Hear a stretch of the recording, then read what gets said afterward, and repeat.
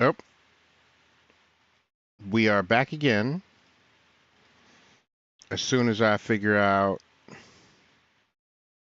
there we go. We are back again. Hi, JD. How you doing? How was your Halloween shenanigans?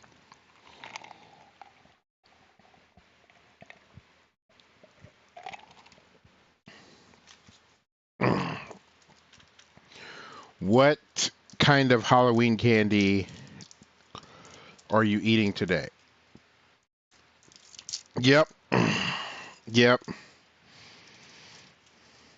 I purposefully was asleep when the trick-or-treaters were coming, so I don't know how many people came by. But I think a recurring element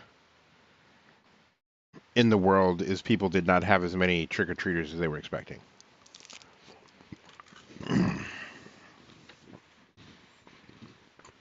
Oh my God.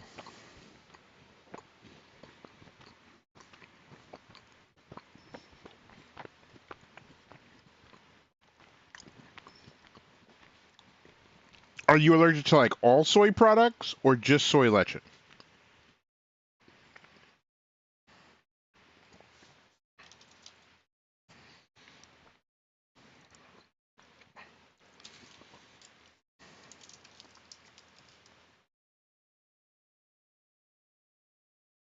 And it's lecithin, not soy lecithin.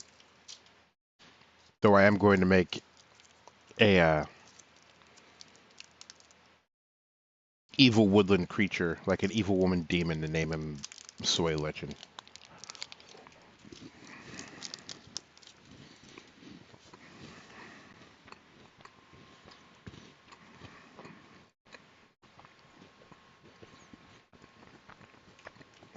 Look, Allergies are not to be trifled with. We don't trifle with allergies here.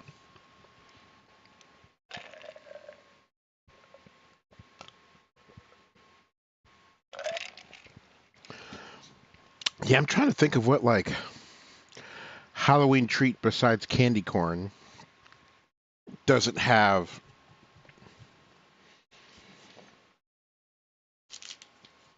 chocolate in it. But I'm on the record saying that people who like candy corn are monsters, and I know at least 4 people who like candy corn. So that should tell you the sort of persons I associate with. Make it 5.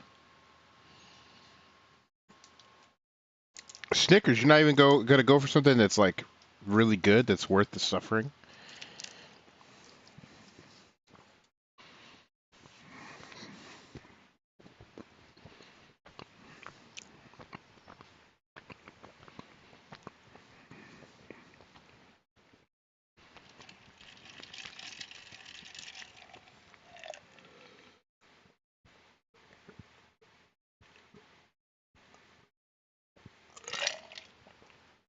Oh, listen, the Japanese Kit Kats are so good.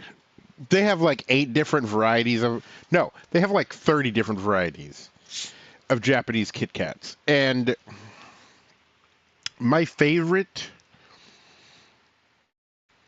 are the green matcha Japanese Kit Kats. Shit go crazy, yo.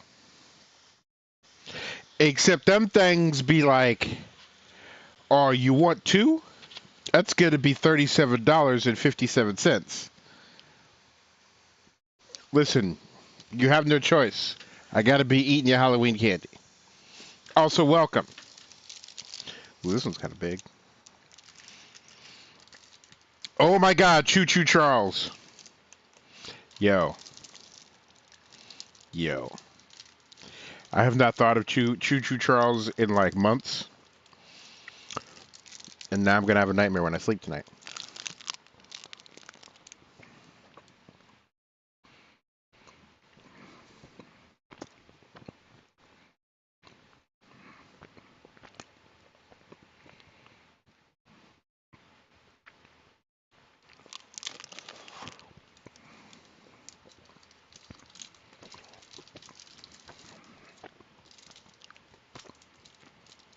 Hmm.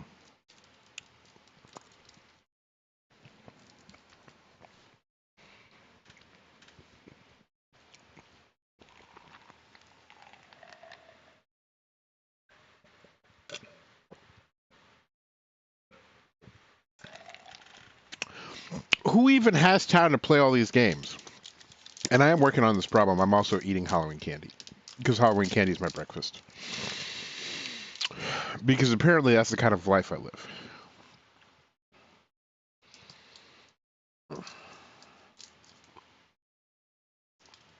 But yeah, who has time to play all these games? Like,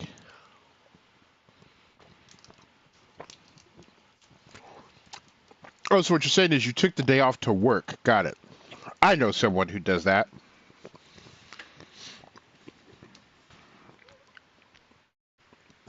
Someone whose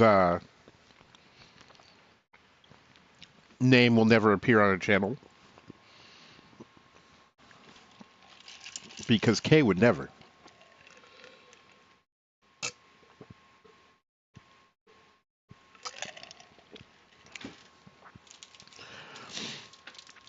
Fun work.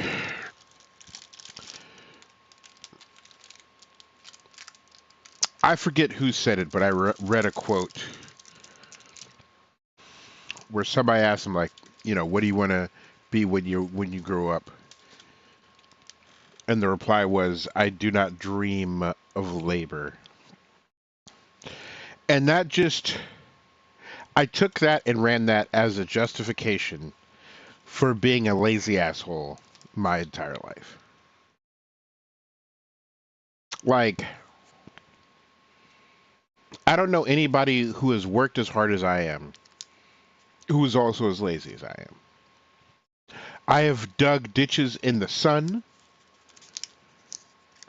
I've literally broken rocks with a mallet. I've chopped wood.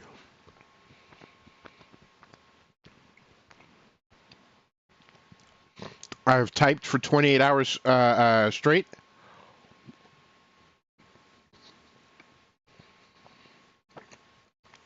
I used to have a job where I started at 6 a.m.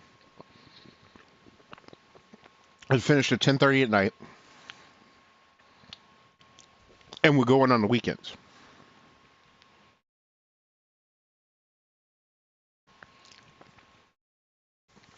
I am coding so that I don't have to work hard. Because look,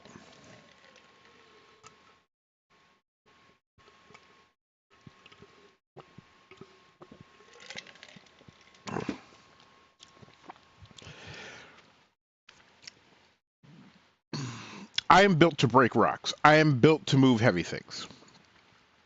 I am built for hard labor. Luckily, someone took pity on me, that someone being my parents, and educated me. And so I'm smart enough to not break rocks for a living. Now, someone told me,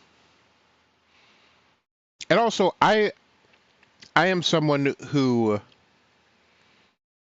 I believe in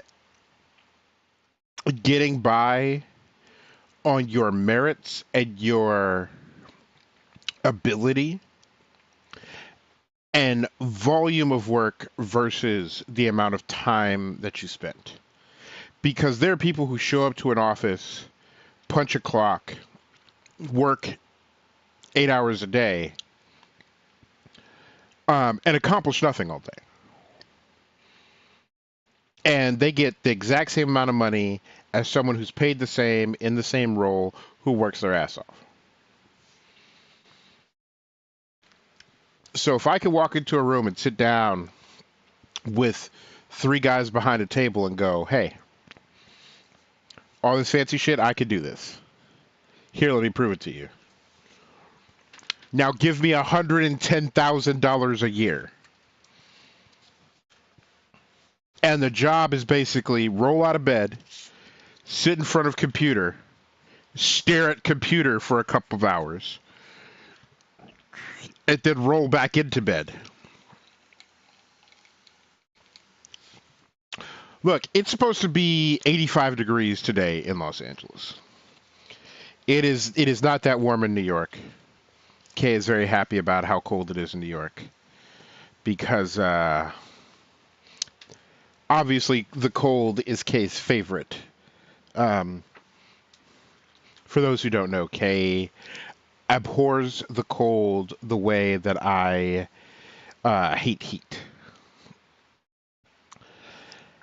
But it's gonna be 85 degrees, and there's gonna be construction workers out somewhere hammering shit, jackhammering things, carrying wood, moving rebar around. Like someone right now in the United States is building a bridge. Somebody right now is picking a vegetable. Somebody somewhere is like their whole job is they pick up heavy trash and dump it into bigger trash cans and deal with it.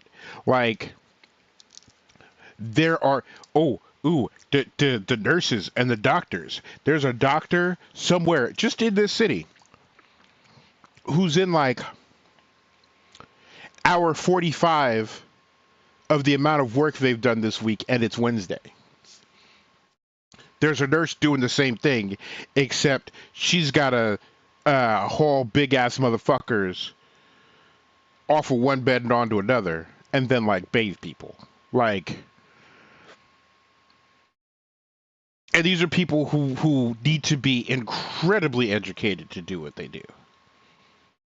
Or if you're a lawyer, you got to get up, put on a suit and tie, and be somewhere at 7:30 in the goddamn morning. Absolutely not. You would catch David in a circle of hell before you caught David wearing a tie at 7:30 in the morning. The only reason I would be wearing a tie at 7:30 in the morning is because I put it on at 3 p.m. the previous day and have not taken it off yet.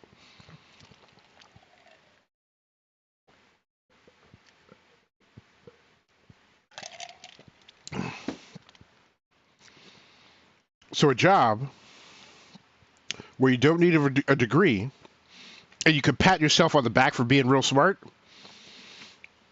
and all you do is either cross your room and sit in front of your computer or put on a non-vaguely smelly t-shirt.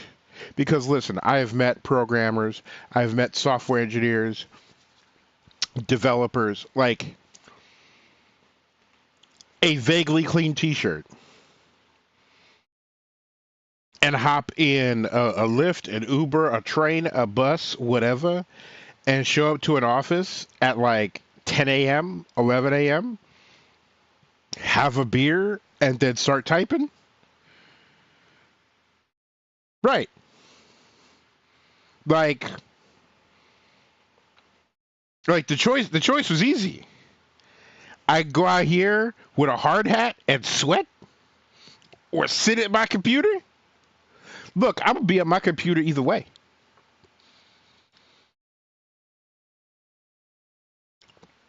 Hey Rex, welcome. And also, like, it's not that I don't like to wear ties.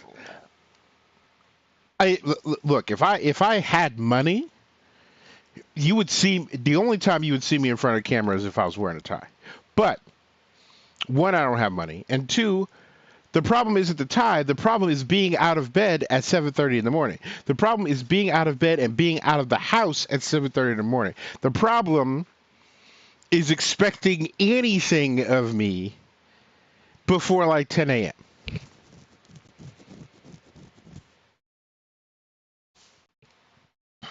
Right. Like, no one has proposed to me a labor-based job where it's like, oh, this is worth it.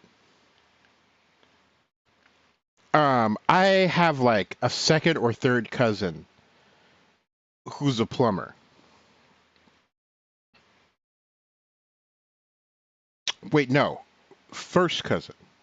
Anyway, he's like 15, 20 years older than me. And 10 years ago, he was at my dad's house doing some plumbing.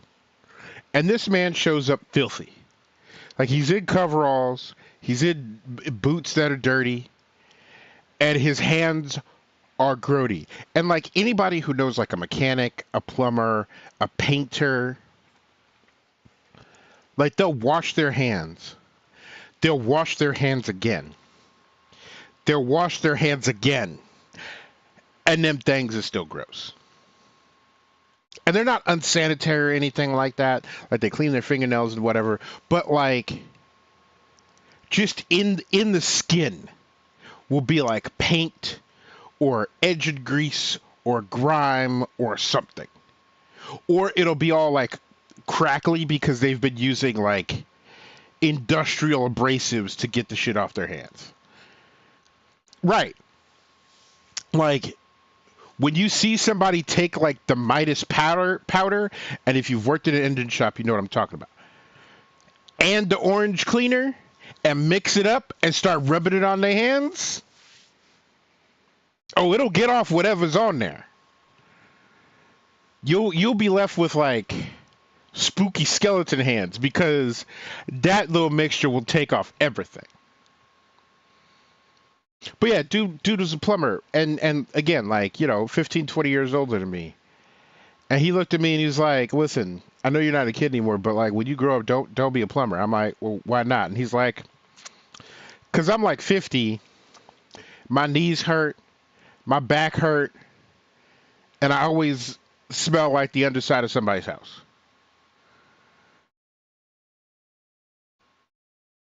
Um, and I'm like, but pay pretty good, right? And he was like, yeah, I make $150,000 a year. And I was, and this was 10 years ago money, so that was even better money than it is now. And he looked me dead in the eyes. He was like, but look at me. Is this what you want? And I was like, bruh, this isn't just your profession. You own a plumbing company. You are at the top of your game. You are a baller, and you're telling me? And he's like, don't do it. Don't do it.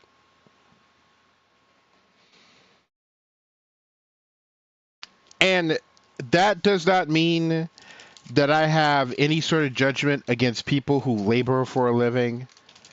You know, there are plenty of smart, capable, um, delightful people who aren't racist, who also work in oil fields and construction and like all that shit, who's out there building a bridge, right? Meow.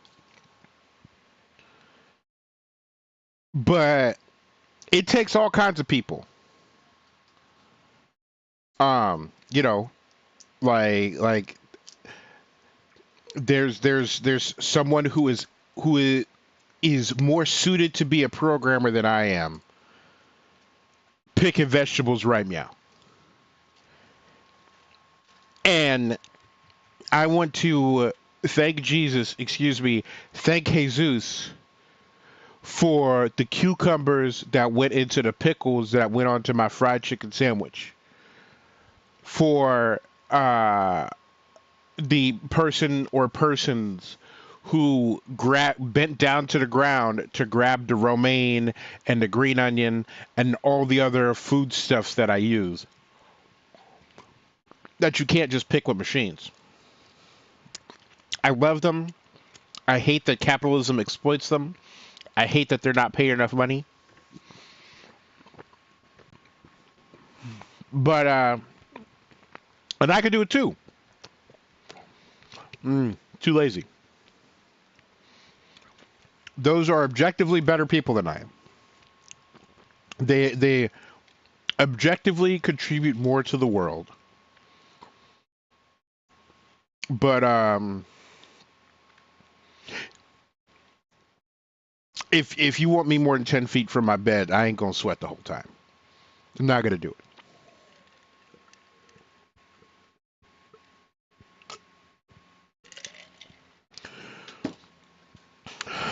So I'm gonna be doing stand-ups and shit, and getting pistol whipped by the project manager or whatever. And I'm gonna call it a fucking day.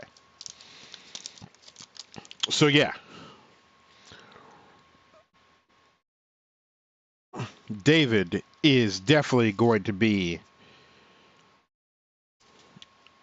David's going to type on a keyboard, whether it is TTRPG stuff or writing stuff I need to do or programming stuff. This is where I am.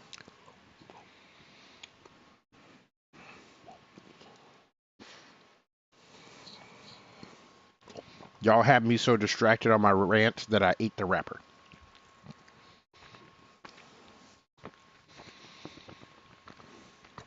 But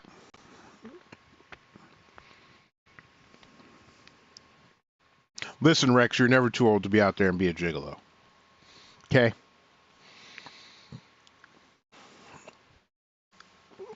We'll get you some lipstick and put you on the block, okay? Everything you need is at the CVS.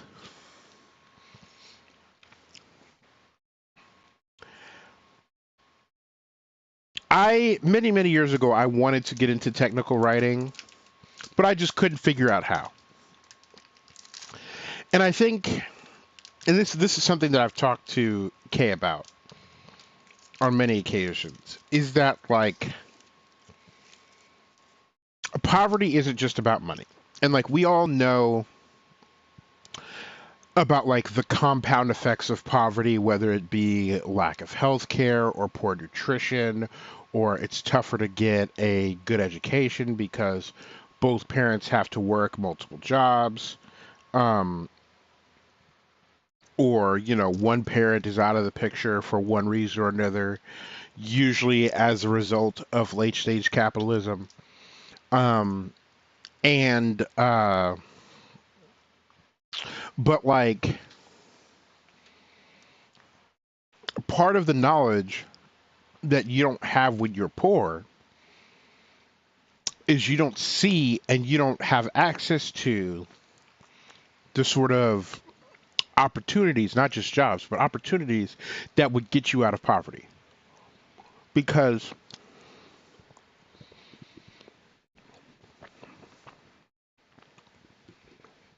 if you grew up in the backwoods of Tennessee or eastern Kentucky or western Pennsylvania, you don't run into a director of logistics for a Fortune 500 company. You don't run into like a payments processing specialist. You don't encounter all of these jobs that are necessary for, you know, corporations to continue to do what corporations do and pay well.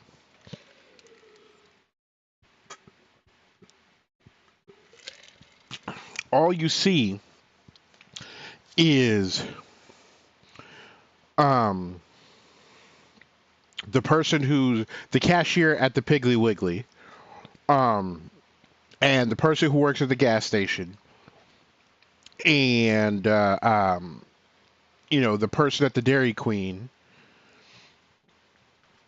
and you know plumbers and construction workers and factory workers and coal miners, and like that's it. You don't hear about like all of the different jobs in all of these different sectors, so you don't know that you can aspire to be these things. Like, I have a friend who works in pediatric oncology, and what she does is she goes to the family and goes, "Hey, can we have permission to harvest some of the diseases killing your kid so that we can study it and find a cure?" And 100% of the time, um, the parents are like, "Well, of course. Like, if it'll help either me cure my kid or some other kid not die from this, then please take these useless cells and go do something with them." And then she, takes the stuff, and then she maintains the chain of evidence, for lack of a better term, because I'm not a medical researcher. Um, from the patient to the research team that needs them, and like there's storage and labeling and like inventory and all sorts of things that need to happen from point A to point B. But that's her job, and she got this job because her dad was an anesthesiologist and was on the board for some medical association. And, she was digging around doing not much. Um, and then dad was like, "Hey, daughter, you remember Kathleen? Yeah, well, Kathleen needs some help at the thing that she's doing. I guess it technically qualifies as an internship, but she just needs an extra pair of hands. Oh yeah, the pay starts at $25 an hour. Just go help her out." And that internship turned into a job offer, turned into another job offer, and now she's making $100,000 a year without and like she has some medical education, but she's not a nurse, she's not a doctor, she's not a physician's assistant. She hasn't gone through all that schooling. Growing up, I never knew about mechanics, farming, and retail. I knew about mechanics, farming, and retail. I never even considered computers as a real career. Right. Um, Like, and so, like, there's this negative view of nepotism where somebody owns a company and they're like, listen, I'm going to make my kid the regional director, and he's not going to know what he's doing, and his assistants are going to do all the work, and he's going to make like $500,000 a year, and he's just going to be a fuck up this whole time. And every criticism of that, fair and valid.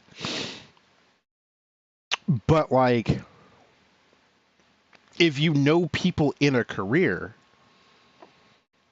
as like, and this is ultimately what networking is expanding the connections you have with people who know different things.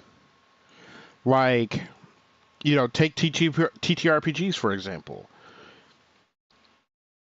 When Kay and I cast something, I go, "Hey Kay, who do you want for this?" And then Kay goes through the Rolodex of people she knows, and then she's like, "These people would be great. Let's ask them." And we've gotten in touch with people, not necessarily people that have been cast in something that we do now or that we've run already, but people who are now on the list of people we ask for things because someone goes, "Hey, we go, hey Bob, do you want to play?" And it's like, I would love to play in your game, but I can't, because like every week I wash the hamsters at that time, and they get mad if they don't get their washing right then. And the last time I got a black eye, and so I'm not allowed, like I'm not gonna miss that because I can't have the neighbors asking questions about why I have a black eye. But instead, here are three people that can participate in this game, and we go dope. And because of that person's recommendation, they go on to the list, and then in the future we ask them stuff. And like, it doesn't happen often, but like, I've been invited to games, and the first thing I do is I go, "Hey Kay, am I allowed to like go play games?" And then Kay is like, "Why are you asking me this question? Of who would stop you from going and playing a game?" I was just like, "Listen, if the neighbors see me with another black eye, um, but I'll go to Kay and I'll be like, all right, so like, what is our schedule? Like, both our on-screen schedule and our off-screen schedule, because there's lots of stuff we have to work on." And then Kay will be like, "Well, these are our meeting times," and there'll be some, and then that person or those people, I'm like, "Listen, I can't do it, but here are some awesome people." And then that person ends up on a thing, and they're great. Um, and like, the world works the same way, whether it is TTRPGs or if it's like, a business administration analyst at some logistics company, or a director of personnel and resources for, I don't know, a castle prefab company. But the point is if like, all the people are potato farmers and coal miners, then all the jobs you're going to know about are potato farming and coal mining. And so breaking into other industries cold is really tough. And there was like a big meandering point I was trying to make that is now gone. But the point is, I am allergic to hard work, so I will work incredibly hard to be as lazy as possible. See, Rex got their job because a lifelong friend thought they'd be a good fit. So yeah.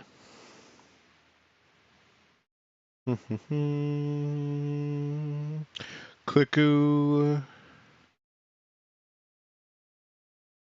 Scroll. I am almost ready to be back on my bullshit now that I've eaten too much Halloween candy.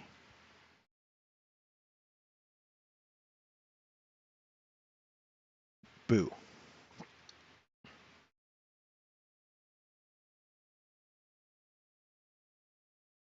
Look, you're not my supervisor. I can watch it right now. I have nothing I need to be doing except for failing to resolve this problem. Listen, beep boop computer. Shit's hot, yo. Shit's very hot.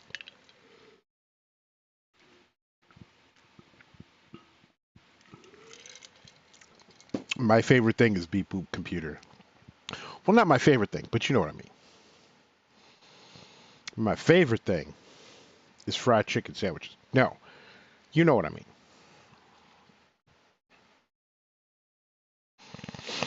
Hmm.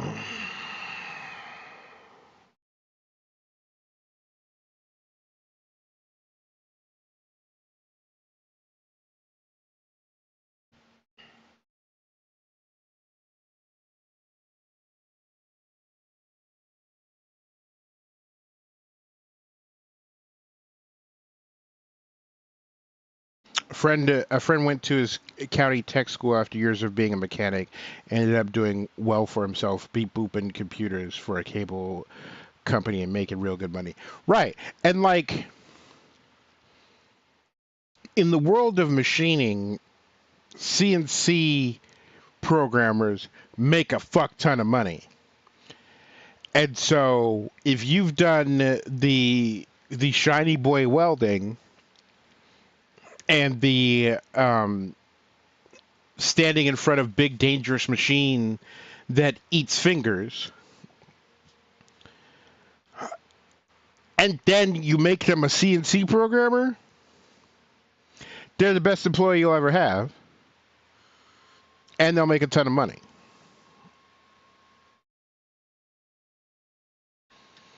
Oh yeah, a friend of mine works as a senior software developer, um, and also project manager, and he's like, anyone who has like mechanic or like any sort of like practical engineering experience immediately goes to the top of the list because those are just the best beat boopers.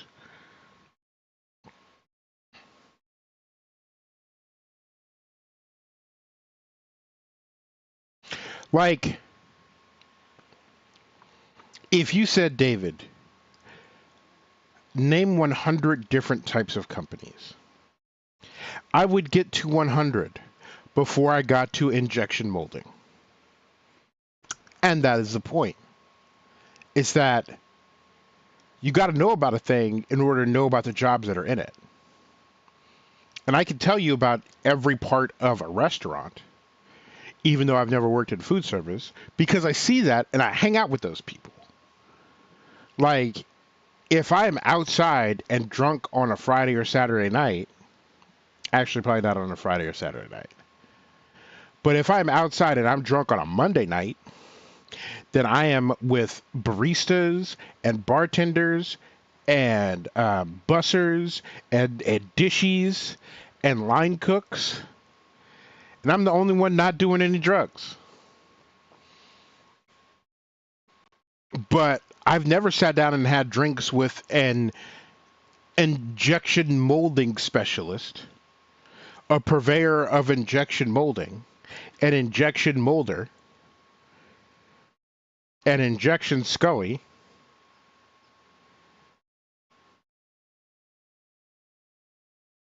Yeah, no, like if if you know anybody back of house, and like the grungier the better. So if my man's looks like uh, a like 5-year old got a tattoo kit and then just started to scribble, and you could tell this man has had nothing but Monster Energy drinks and vapes for the past like 16 hours, ask him where he drinks. Because that place is good. He's gonna be popping. You might get arrested that night, but he's gonna be popping.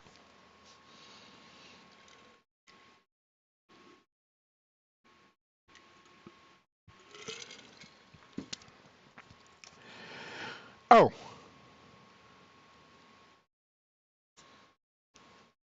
if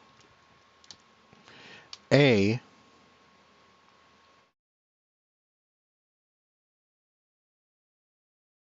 is less than 0 and B is less than 0,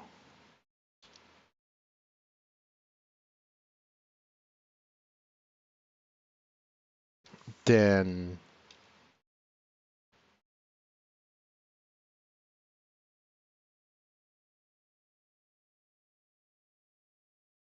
return undefined.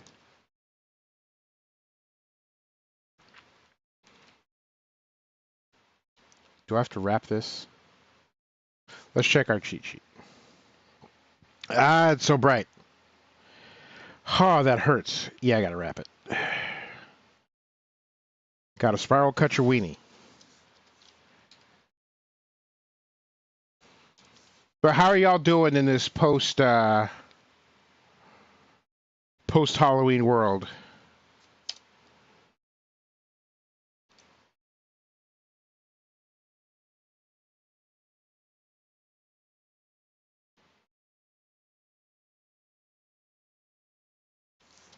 Else if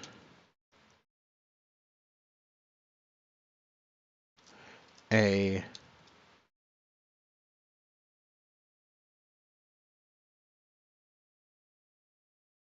0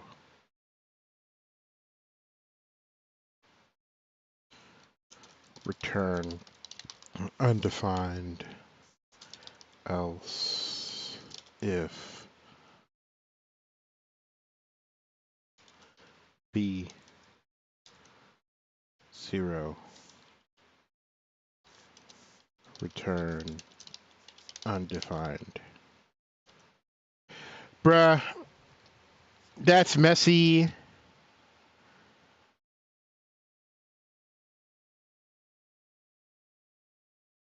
And like, yeah, it worked.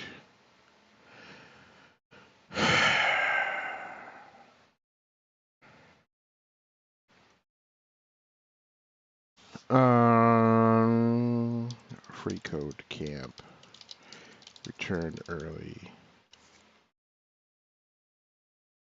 Platform for functions. Because that seems really messy. There's got to be a more efficient way to do that. And now I have to pee. I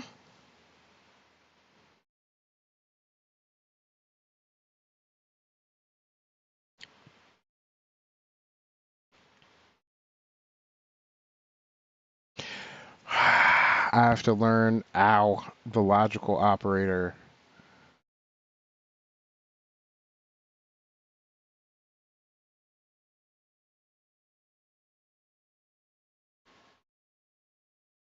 Right. There had to be an either or. Anyway, I gotta go pee. I shall return shortly. Be right back.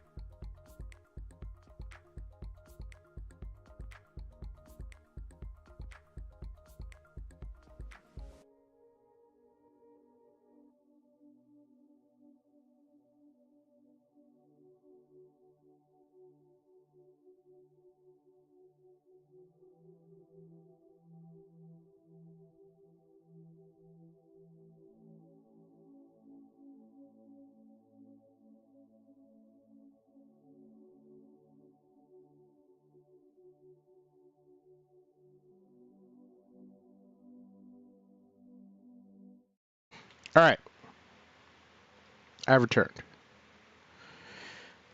I had a brain that buzzed with ideas once in the long ago, in the before time. In the casino game Blackjack, a player can determine whether they have an advantage on the next hand over the house by keeping track of the relative number of high and low cards remaining in the deck. This is called card counting. And while not strictly illegal, will definitely earn you a bit of smoke if you're caught doing it in the wild.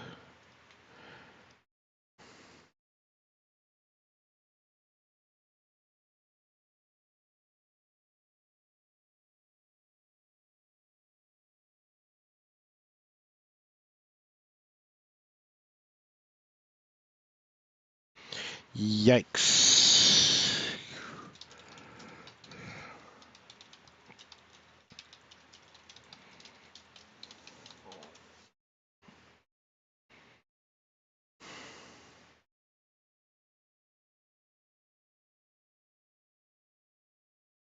Let us see.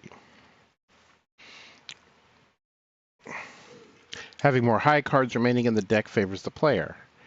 Each card is assigned a value according to the table below. When the count is positive, the player should bet high. When the count is 0 or negative, the player should bet low.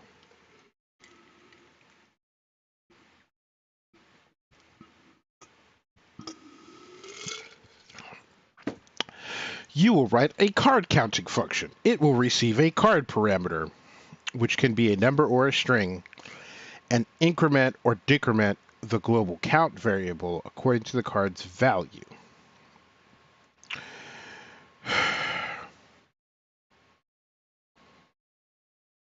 The function will then return a string with the current count and the string bet if the count is positive, or hold if the count is 0 or negative. The current count and the player's decision or bet or hold should be separated by a single space.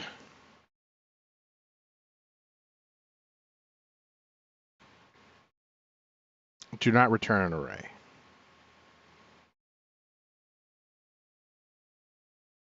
Do not include quotes in the output.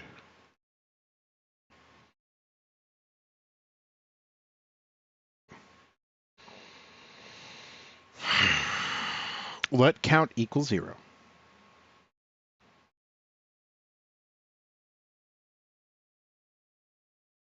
Ah, bro. I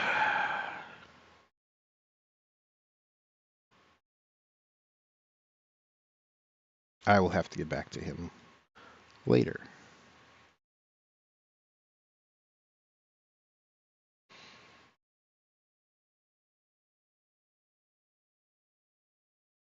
This goes here.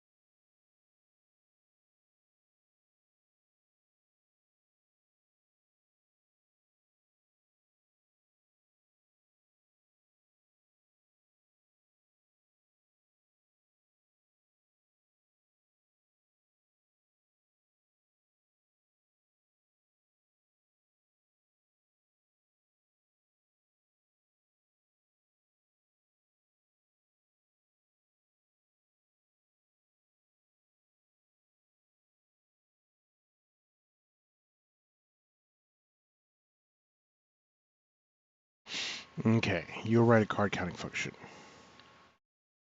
Receive a card parameter.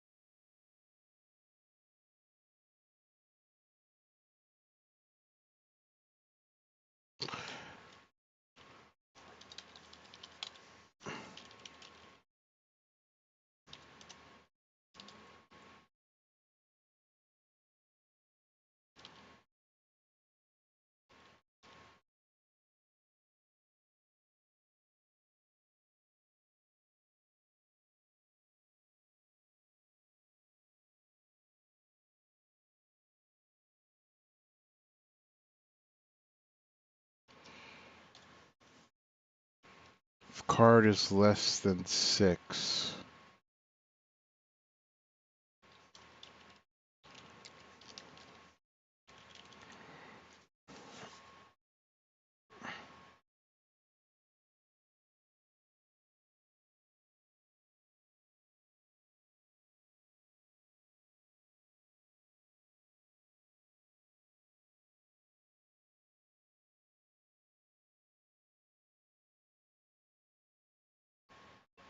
Do text message sent. Button, button, button. Colon mark.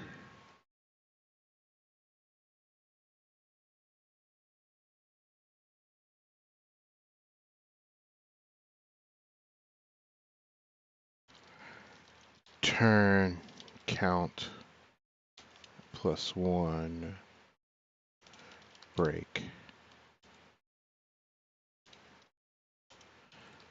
Case card.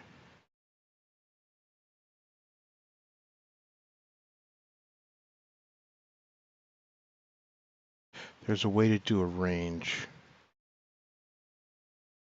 Am I not? Oh, there it goes.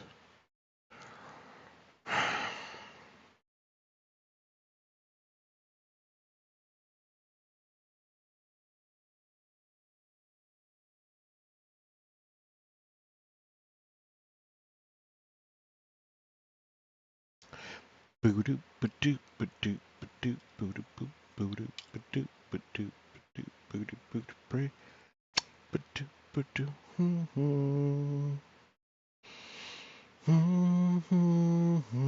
Yeah, that's right. Did I wrap it?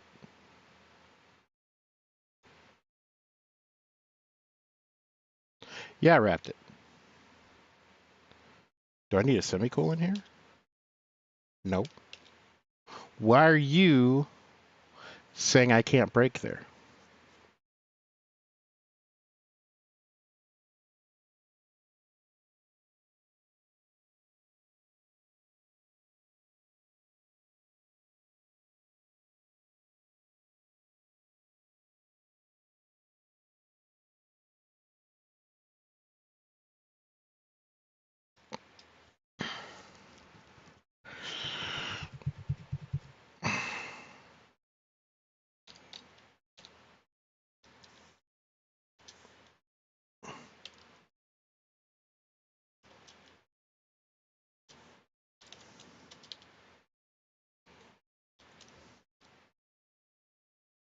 Wonder if I could do it that way. Return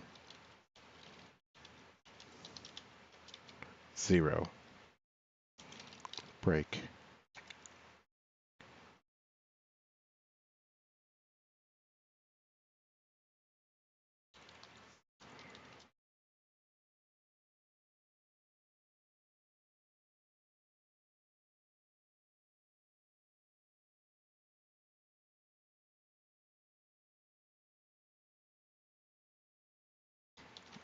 Equals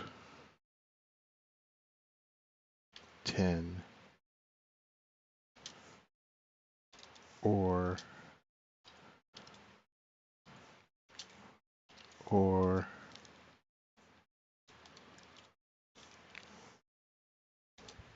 or Kang or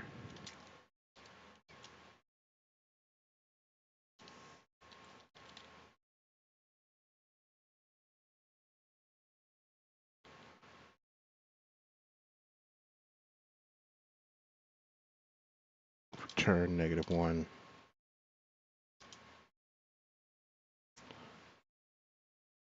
Fair. Break.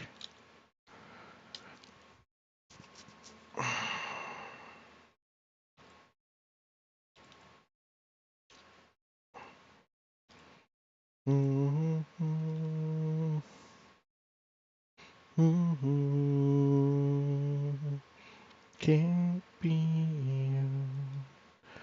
my home.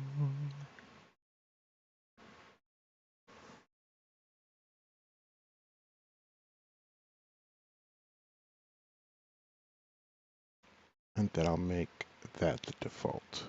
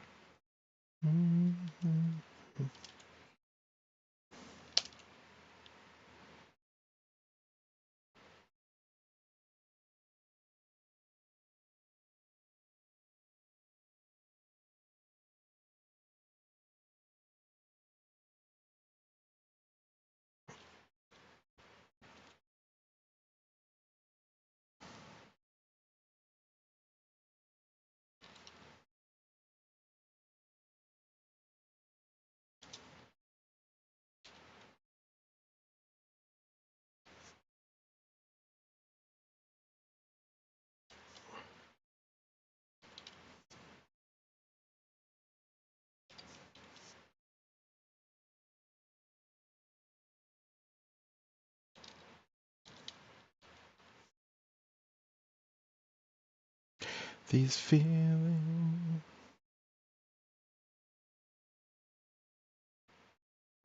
will be gone.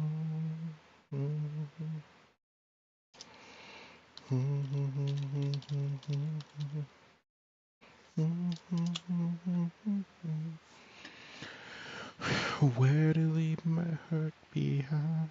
All shit I seem to take. All alone I seem to break. I am the best I can. Should return there.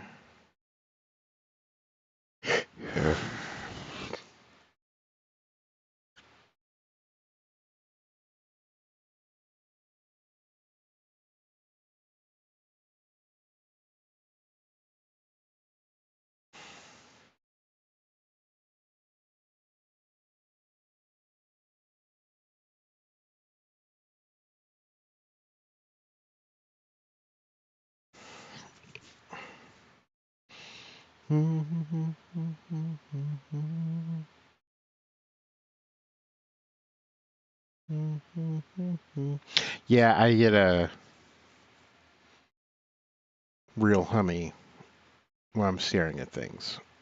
It's going to be great in an office environment. I'm going to annoy all of my coworkers. And if they have anything to say, they can fist fight me on the front lawn.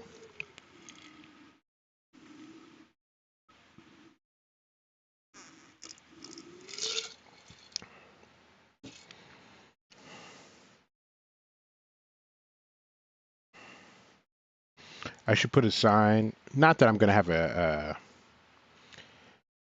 uh, not that I'm going to have a cubicle because everybody does open office.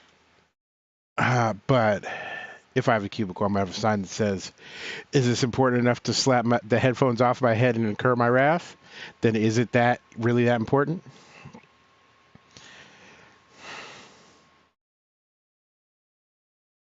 True learn.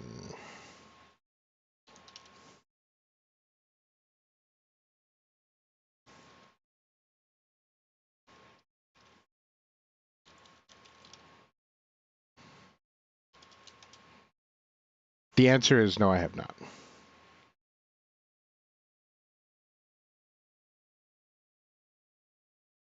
It's a coded game.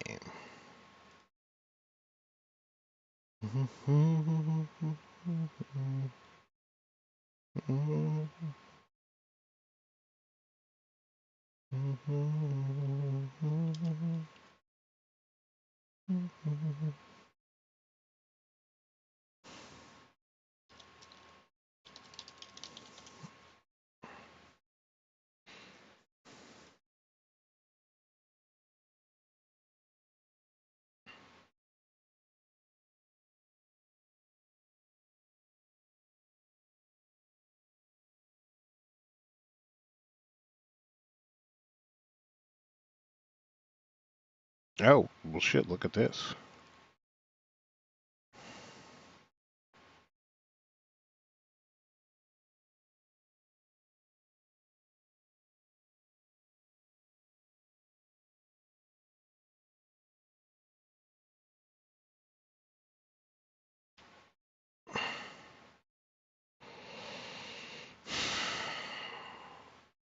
I will add this to my wish list. Store.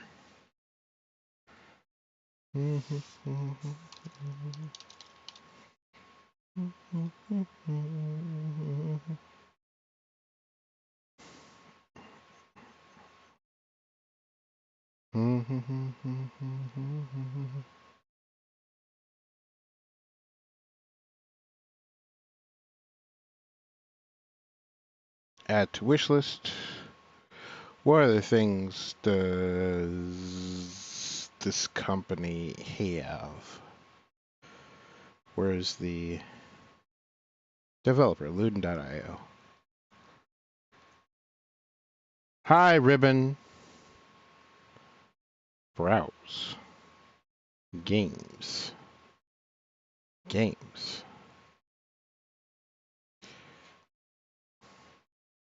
Oh, they make VR games. So no, I haven't heard of this game, and I have added it to my wish list. There are a couple other games that are similar, which are 7 Billion Humans and Human Resource Machine, which I've played some of. The coding is progressing, but there was some Halloween candy and some ranting first. So I haven't gotten as much done as I probably could have and or should have. But the problem that I was stuck on yesterday, I just sat down, looked at it, typed in a bunch of garbage, and then it ran. So, there is that.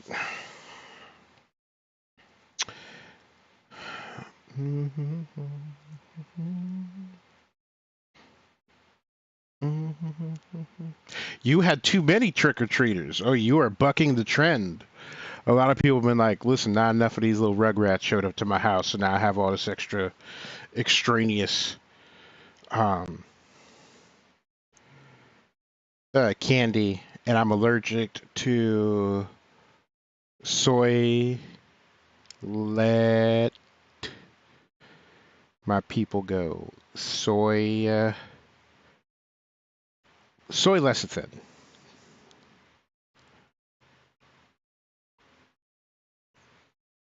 So, which is unfortunate.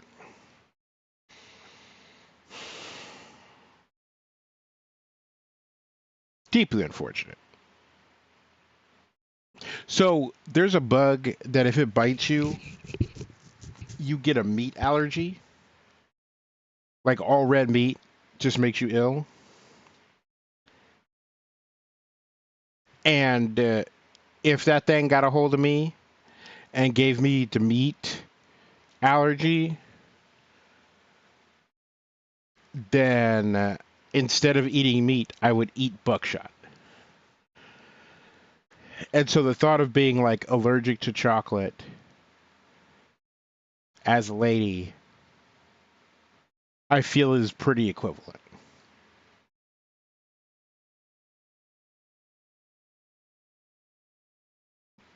Because I've known too many women who are like, if I don't have the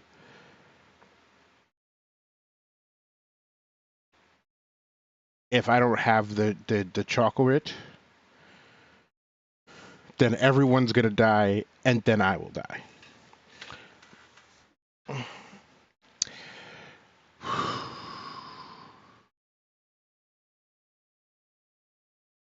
Actually, that tracks. That Taco Bell is riddled with soy lecithin. What other fast food restaurants lace all their food with soy lecithin?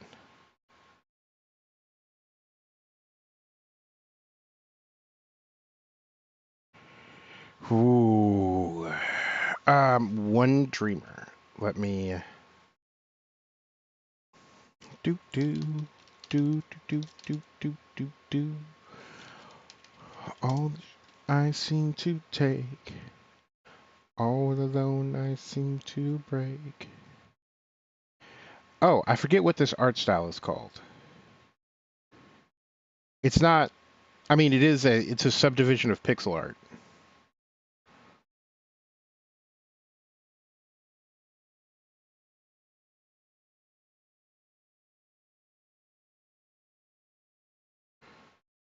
I'll have you know I'm a cheap emulsifier.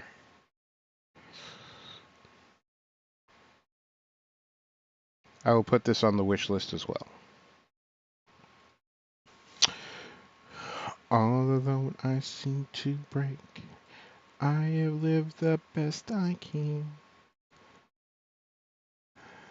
Does make me not a man.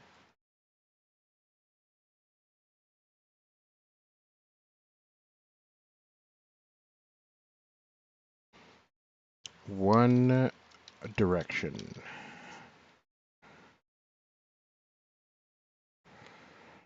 Add to your wish list.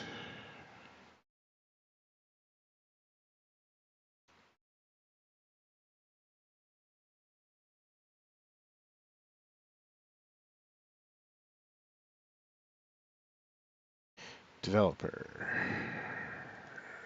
Huh. Interesting. Okay. Thank you for the recommendations, by the way. Also, thank you for hanging out because would I be here if y'all weren't hanging out with me? No, David would be playing Darktide right now. Or Overwatch. Because I have to climb. Why do I have to climb? I don't know. It pains me. Okay.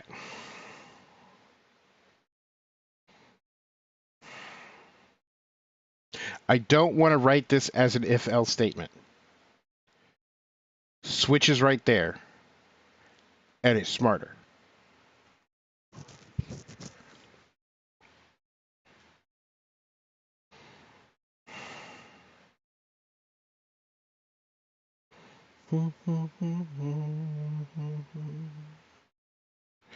Car parameter.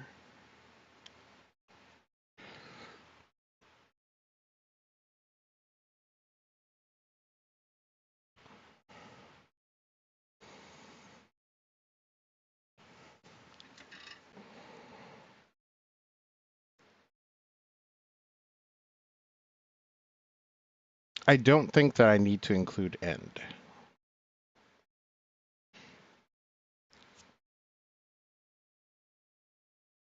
Just because a couple things. One, in JavaScript, I haven't seen a need for it yet.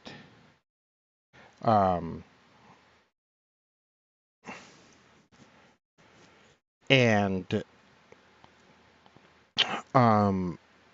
default is the end of the switch function. And so there is a way out so that there's no logical loop. Or that it'll return undefined. It'll always give me some sort of answer. So that's accounted for. And then the other problem I'm having is, so according to test cases, there are two problems. One, I have to format it so that it has a number and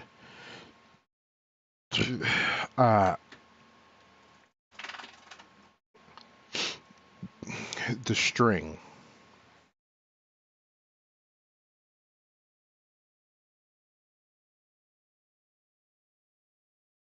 And then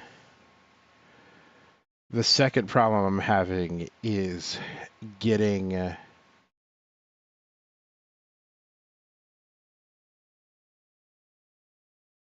the blackjack function to work.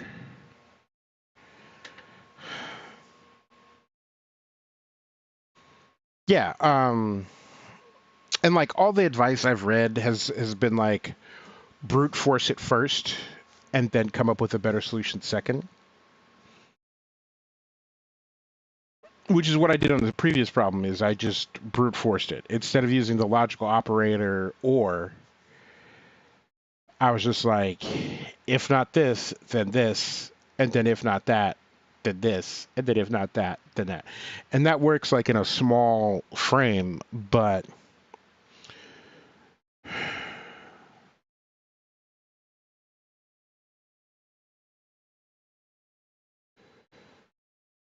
Mhm.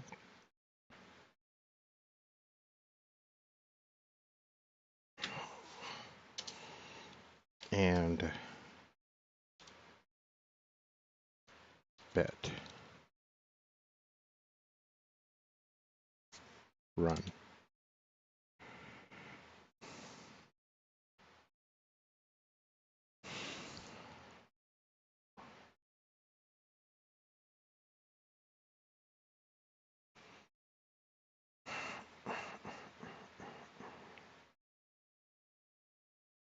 Also, one thing that like mystifies me is all the people that I know who legitimately know how to write computer programs, like could be an entry level, junior level programmer who don't do that and instead make less money.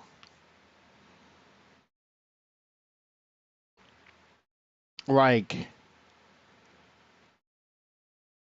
I know a guy who, at least like in the before time, um, wrote bots for MMOs, like wrote bots for Lineage 2, for World of Warcraft, and for Ragnarok Online, and like one other game.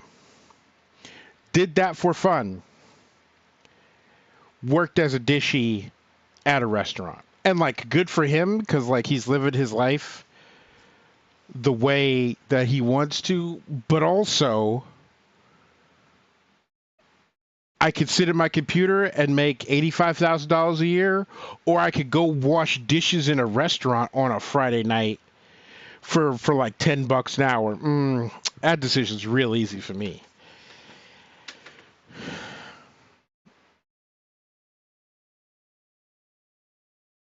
Mm. 6+ people to get fired. So what you're saying is there are 5 people who got a target on their back right now. And it's like, look, there are 12 of you that I want to punch, and I got 5 of these cards. Okay, do you want to be one? Because we can make you one. Um,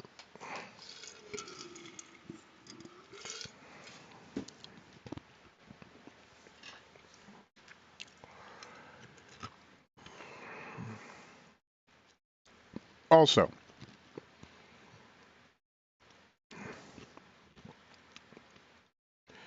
I will say unequivocally, violence bad. Hitting your kids, the worst. Letting kids hit other kids, terrible. The silver lining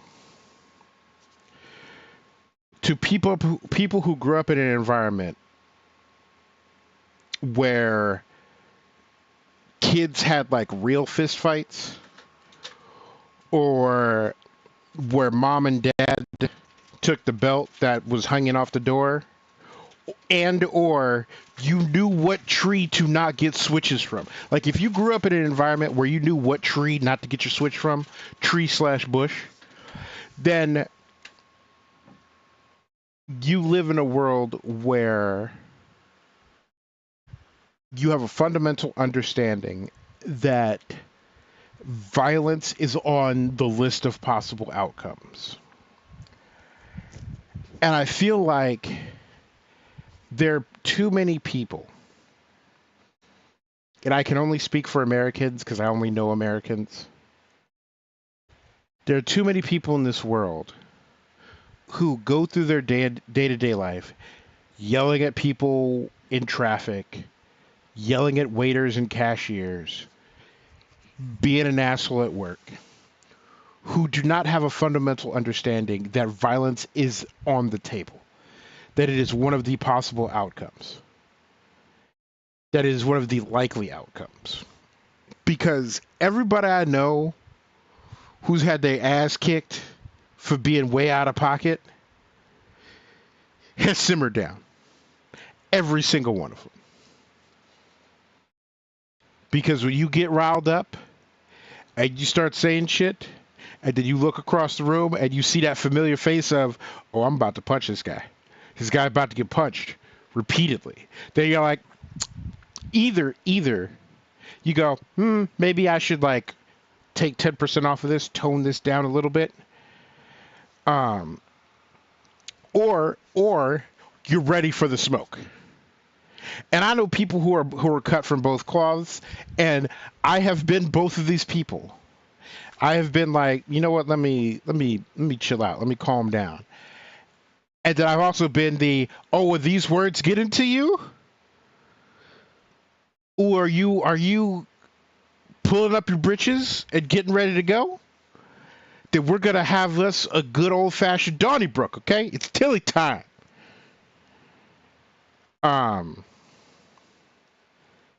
and so like, and it's not just like, and it's not about being a victim of violence per se, though that is an important part of it. But just like both being a victim of, and also someone who's like perpetrated violence in like self-defense or whatever circumstance, but like when you know what the real outcome of violence is, when you know that as an adult this fight ends up in one of two ways, either you go to the hospital or you go to jail, um those people, they really not trying to be up in your face about shit. Like they're really not trying to give you a hard time about anything. One of my friends has a theory that disrespectful adults are just the ones who never got into a fist fight as a kid. Right. Like, I really feel like they're kids that are just out of pocket, and no one ever went, you know what, Mickey, you know what, Ted, pow, right in the kisser. And then they didn't have a parent go, well, if you didn't slap the ice cream out of his hand and then pee on his shoes, then maybe you wouldn't have gotten punched in the face. Is that something you hadn't considered? Well, you go consider it now. Then you have that TED Talk. Yes. Yes, you do. Yeah, the mellows people I know are the folks who have tons of black belts. They know what it is like to hit and get hit and do not want to throw down. Same for untrained but dangerous folks. Like, some of the coolest people I know, who also are people you definitely do not want to disrespect on purpose, are ex-cons. Like anybody who's done big time, anyone who's done like more than 3 years, like given a nickel or so, they have seen some shit, and so they get out here on the street, they touch down, and like, you looking at them and they're looking at you and they're like, you really looking at me like that? We're really doing this? And you're like, no, and they're like, okay, I just wanted to check, because if you wanted to, we'd have to, but I don't want to. So this is a you thing. And then you're like, well, I don't want to either. And then they'll be like, great, we don't have to, because neither of us wants to. It's fine. Um, but if you do want to, if this is something you're committed to, then I'm gonna commit more than you. Um, and like I know a dude that's been doing MMA for 25 years now. Um, he is a man that kicks hard enough whereby if you are untrained, you will crack a rib. Um, I'm gonna get him drunk and have him kick me and see just how real it is. So if you see me sitting here one day, like hunched over to one side, holding on to it, because I'm not going to the doctor, because medical insurance is for the chumps and the gainfully employed. Um, then you know that I got him drunk and gave him the test drive, but he is a very serious martial artist, and like not in the, oh, I do katas and stuff, but in the, I've been in the octagon, I've made people bleed, people have made me bleed, and he's also Jewish. And he's Persian, and so he's like a tall, gorgeous brown person. Where if you know a bunch of Persian Jews, you could look at him and be like, "Oh, you're a Persian Jew." And so I've been out with him, and someone has come and gotten up into his face and started saying all this like anti-Semitic stuff, and I'm like, "Oh, it's silly time. We're gonna have us a Donnybrook. Let's go. We're gonna stop a hate crime." And I could tell that the person who was yelling at him was not prepared for violence. And he's looked over at me and been like, this is fine. And I'm like, look, if there is any time in life where you are perfectly like morally allowed to open a can of whoop ass, is when you are a Jew from a long line of Jews and someone stops you in Beverly Hills and starts coming at you with racist and anti-Semitic stuff. Like that's it. And he looked at me. He's like, "Nah, we're not gonna do this." And I was disappointed because you know, just combat. That's a good time.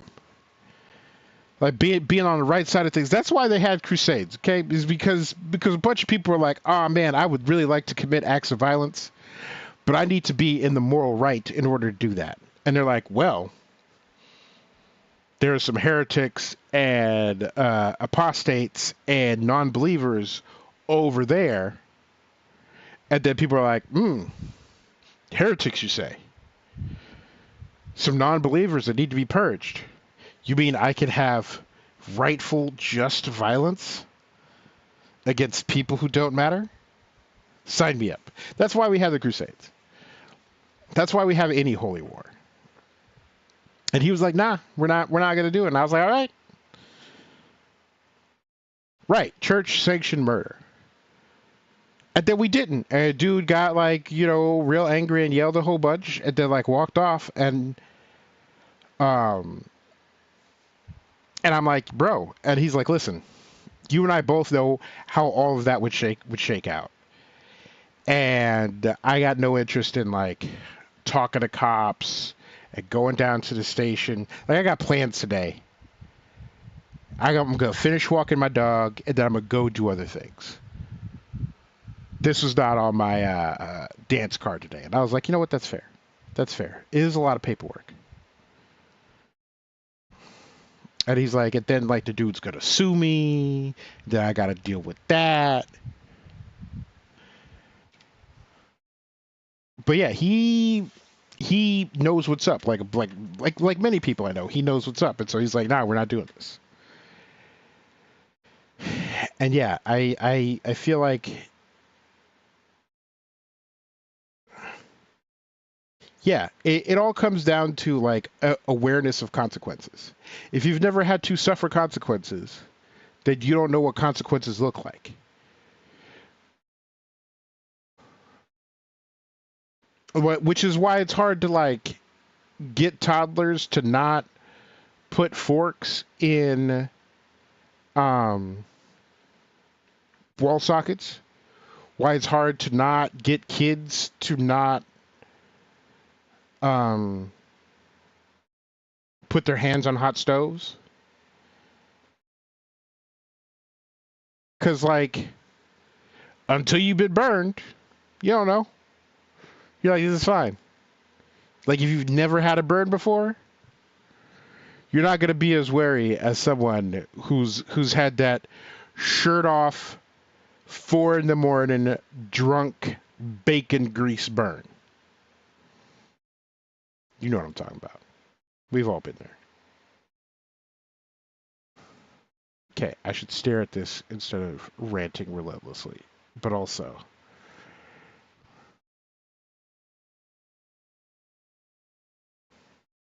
I really should have like been an Alex Jones conspiracy theorist ranter circa like 2010, but the world is a better place because I have not done that.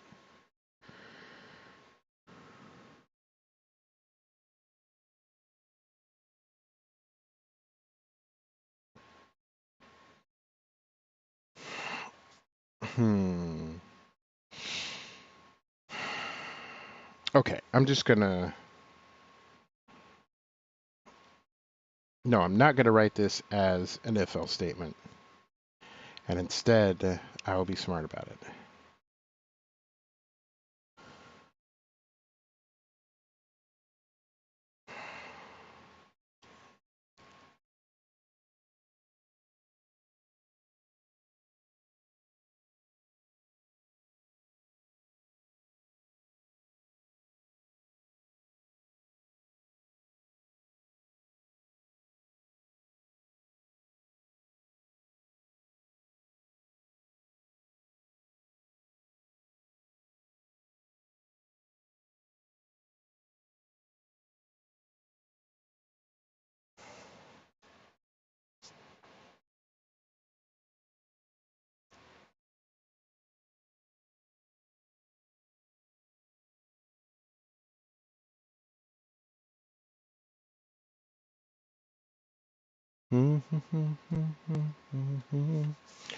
Oh, I...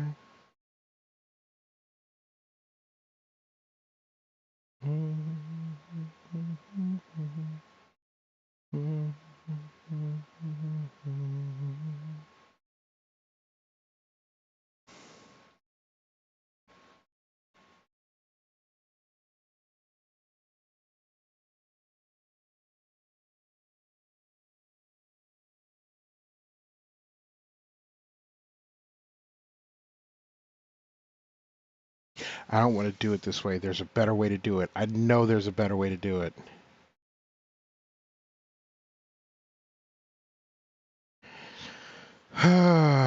2 colon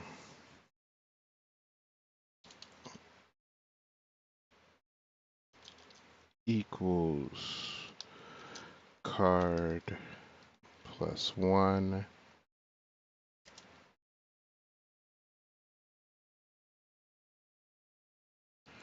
return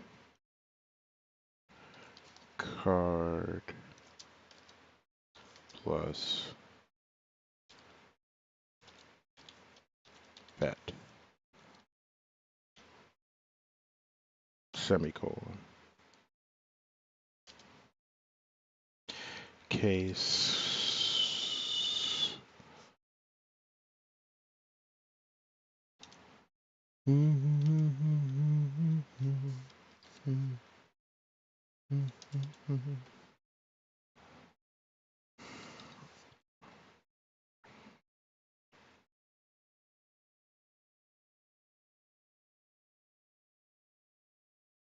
Oh, I don't break.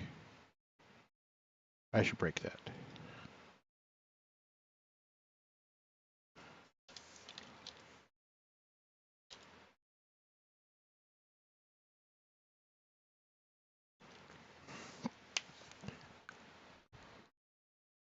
What do you mean bet is not defined?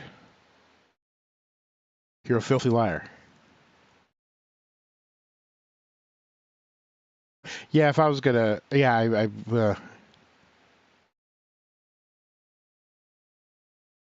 no, because if I comment out, I'm gonna go back and look at it, and it's gonna be as general rule that is smart. And in earlier problems, I've commented out things and then put the solution.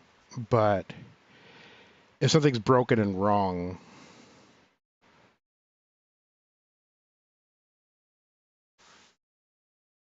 ow, God, that's bright.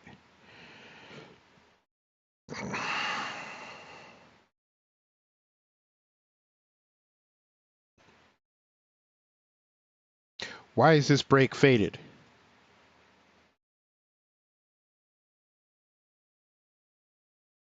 Who made this break high? Case, result, break, right.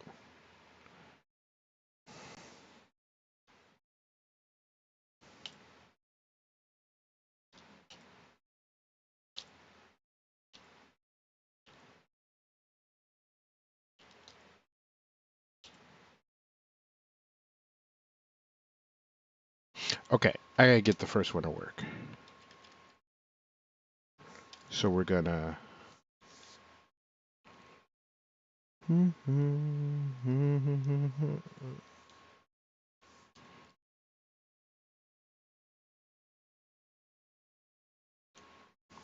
Unexpected token at the end of that. Oh, that's because I didn't put the other squiggly curly brace. Boop, boop, boop. Boop, boop, boop, boop, boop, boop, boop.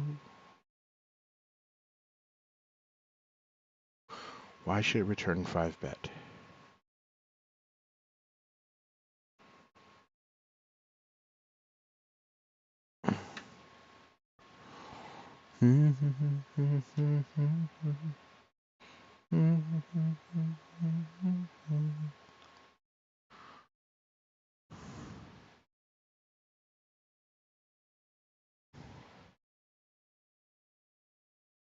Why is this break faded?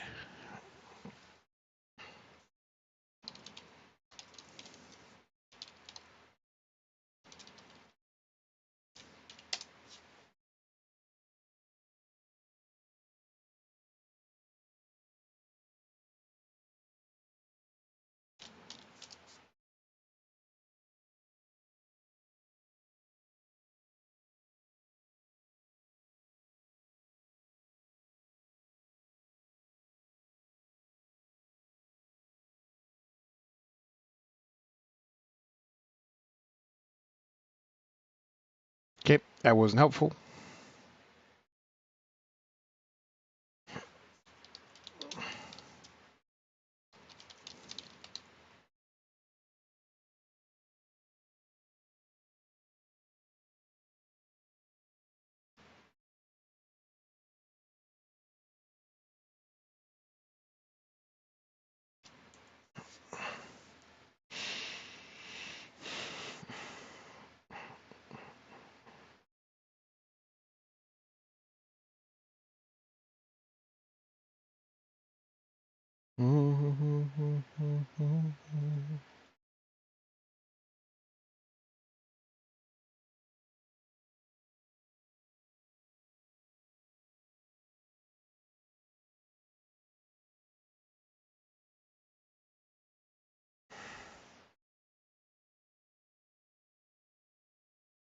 It probably because it's the last one.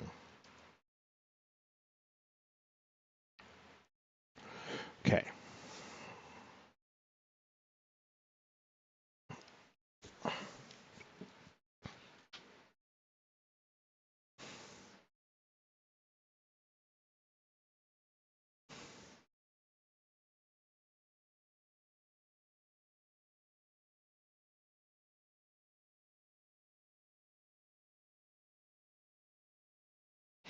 I really need to figure out how to do this as a switch. Because I could do this as a...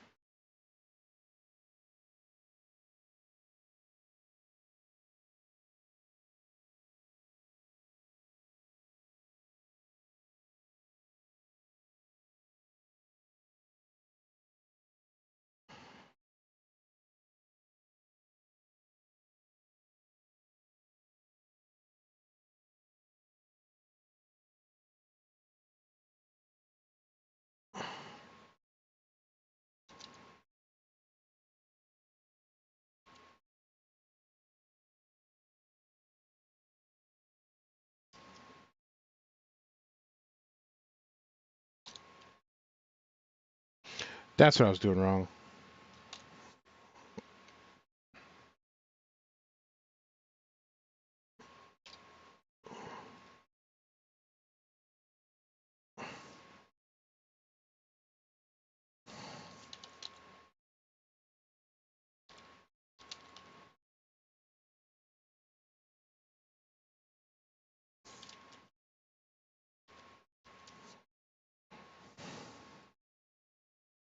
So bright.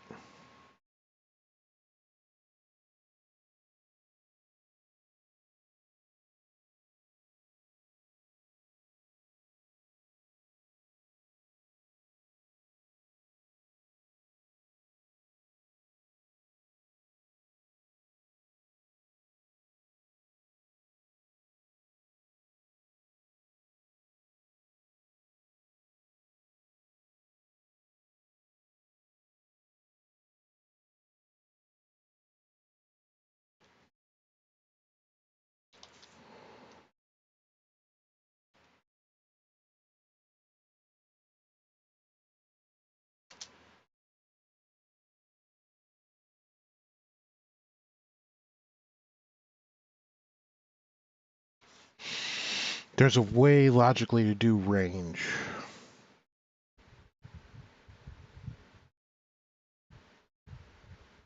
Ah. Greater than 1 and less than 7, colon.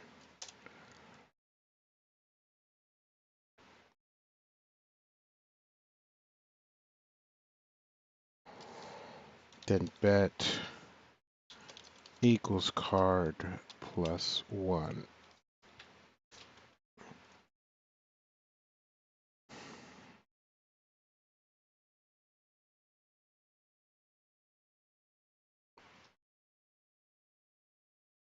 Return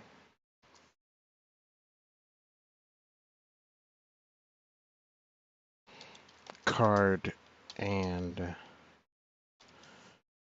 bet, semicolon.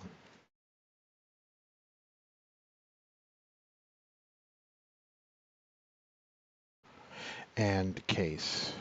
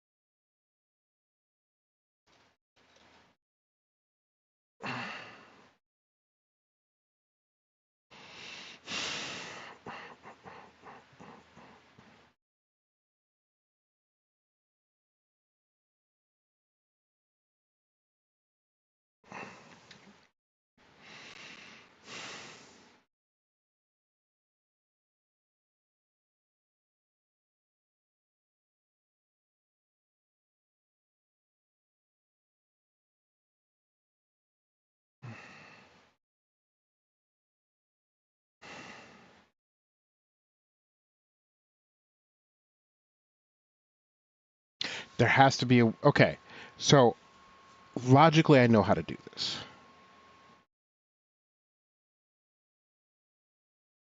You do switch variable if between the ranges between 1 and 7, then add 1 to card,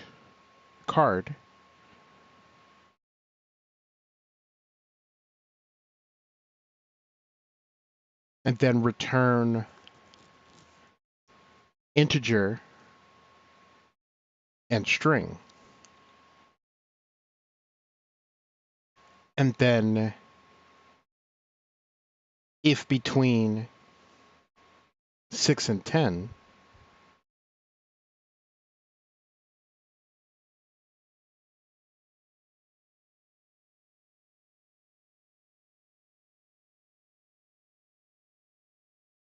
okay, so I'm doing that wrong.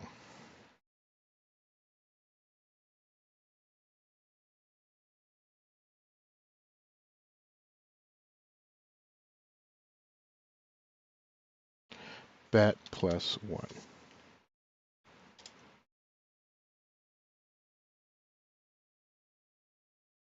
Part of what bothers me is it doesn't show me all of the code. And I think this would be easier if I saw all of the code, but that is neither here nor there.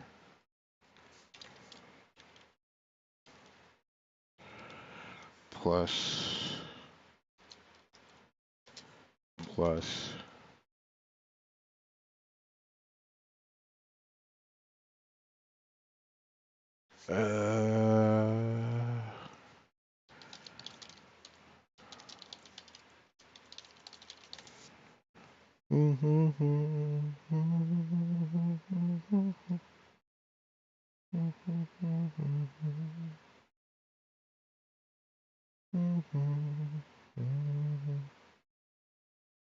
oh, I should use or. Wait, maybe I shouldn't.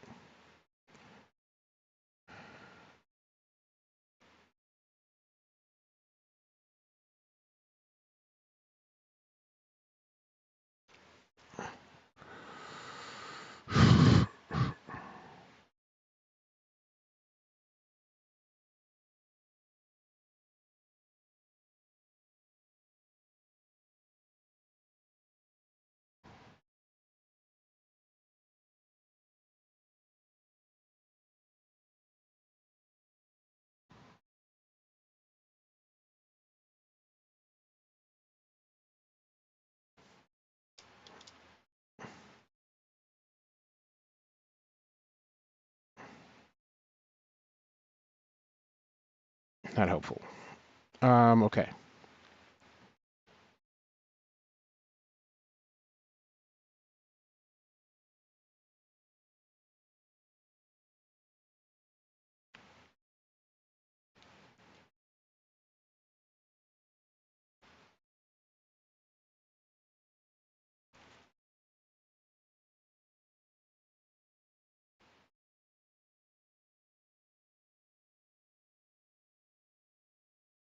Yeah, I think and should work here. So I have to figure out what the notation of between these two numbers is. How to tell the computer that. Because otherwise, I'm going to brute force it. It's going to be like, if 2, if 3, if 4. And I could do it that way, but there's a smarter way.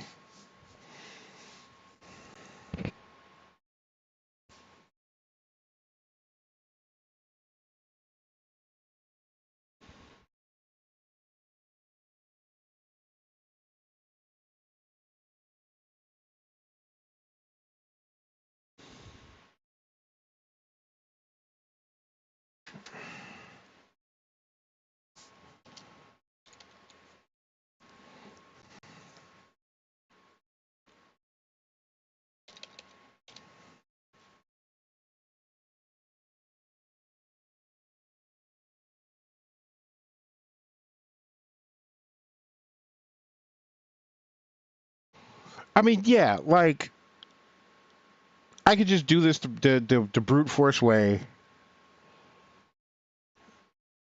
but I feel like I've been taught how to do this.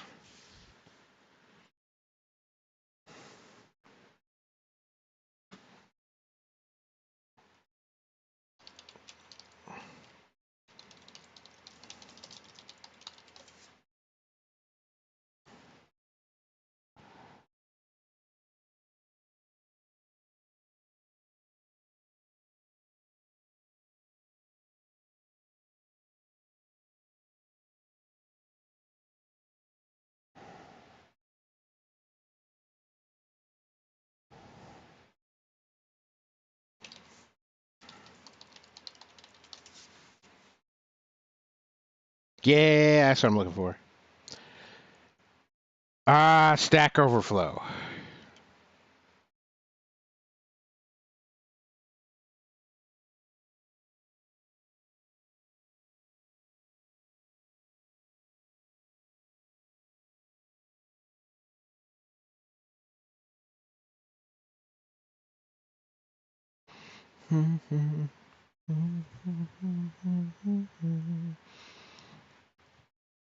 Yeah, and like when I'm making code for other people, like perfect is the enemy of good is one of the things that I'm gonna put in my fucking cube workspace. But there's a way to do this, and if I figure out how to do it, then I can. It becomes a tool in my toolbox.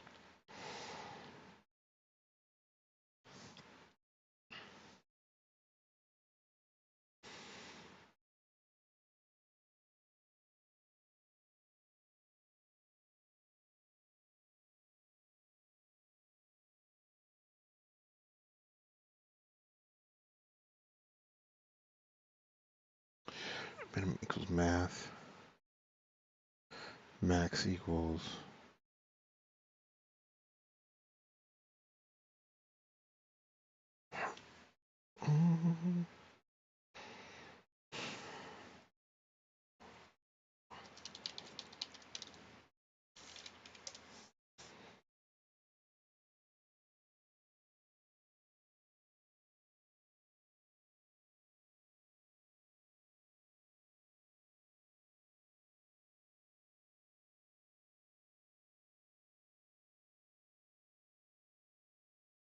Fuck you.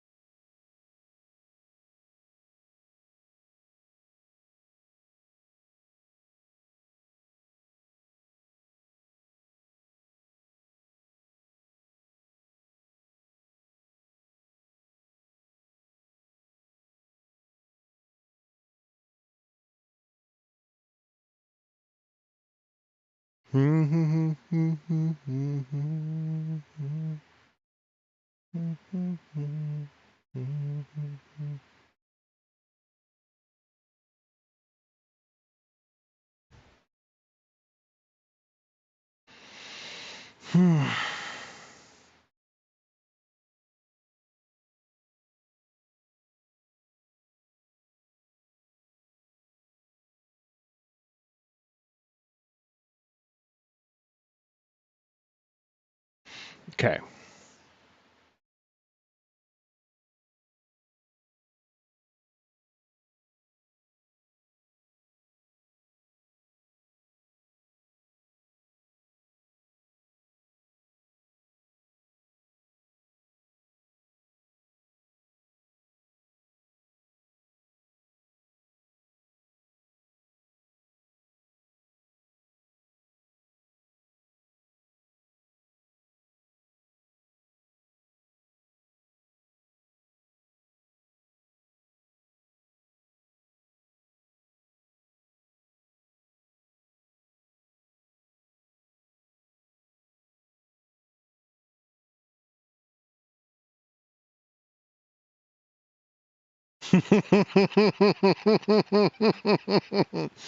I'm sorry, Edge and Beyond. Um, this got me. I need holy water. It's fine.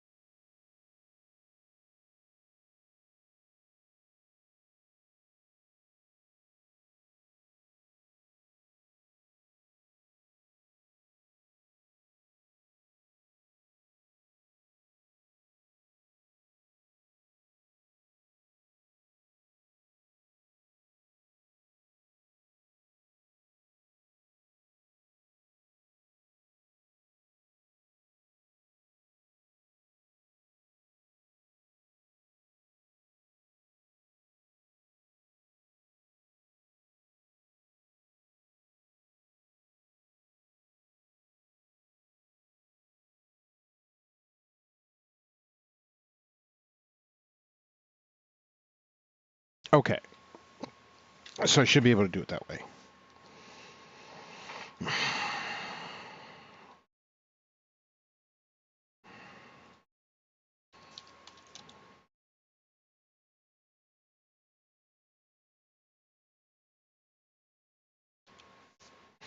Let me double check to make sure I'm using switch properly.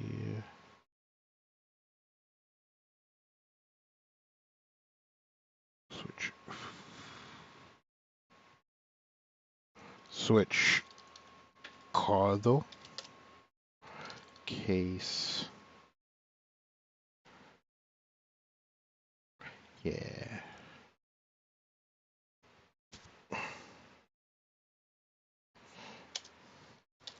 Card.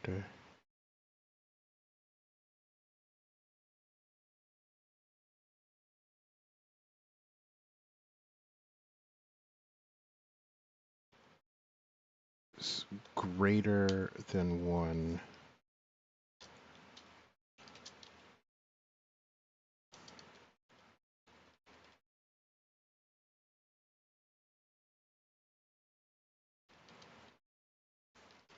One is less than card.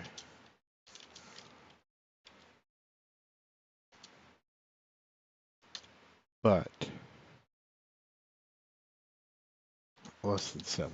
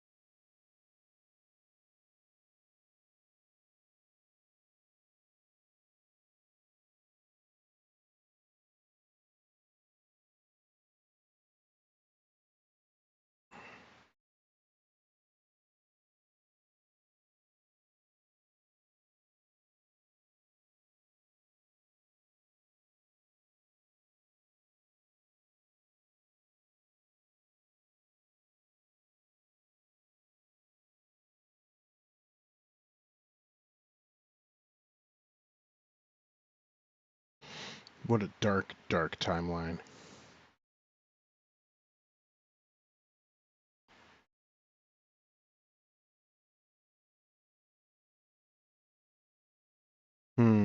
Okay. Gotta get focused again.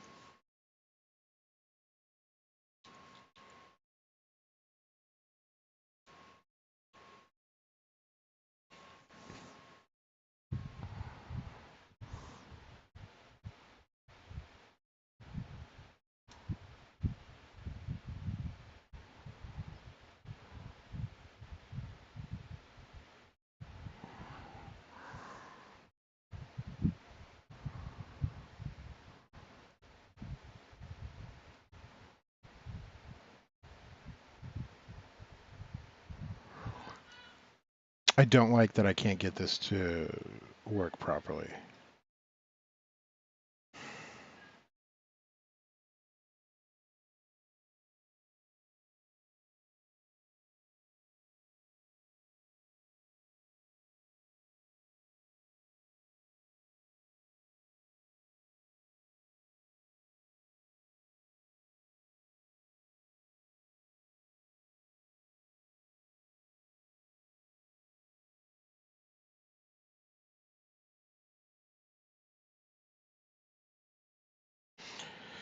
Card is greater than 1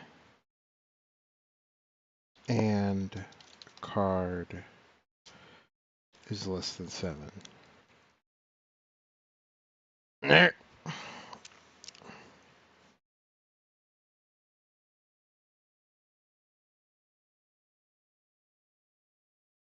Oh.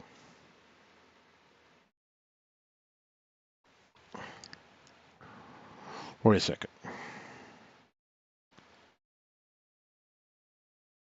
How do I convert that to a string?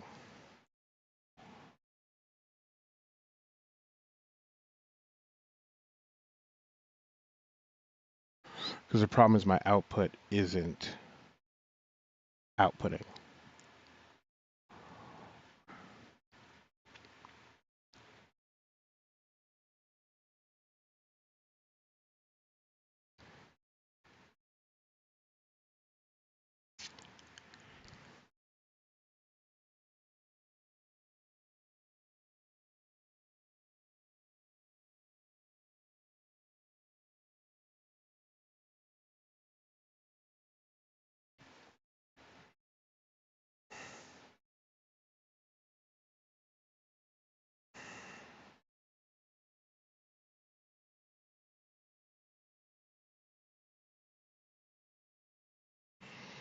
Hmm.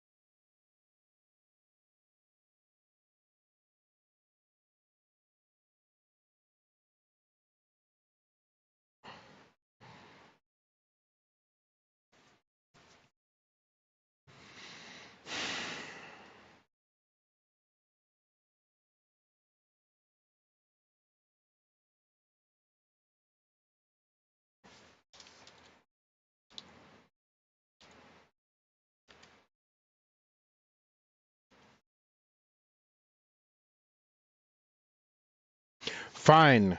Fine. Fine.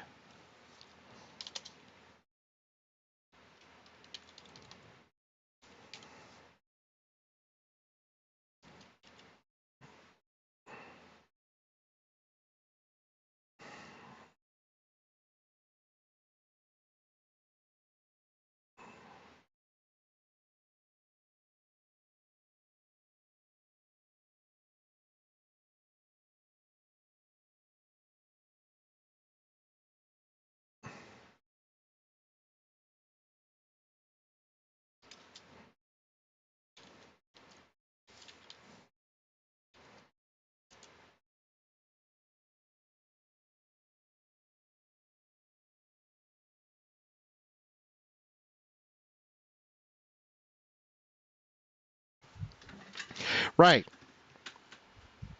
Like like dear computer, you have no idea what I'm getting at, but you should. You should know what I'm getting at.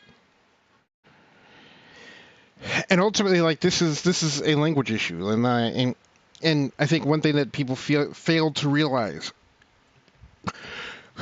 when it comes to computer programming is it's learning a new language. It's learning how to talk to an alien. It's learning how to talk to someone who's really autistic. And that is not a slight against autistic people. I'm just saying autistic people think like computers, and we could have a lot to learn from them.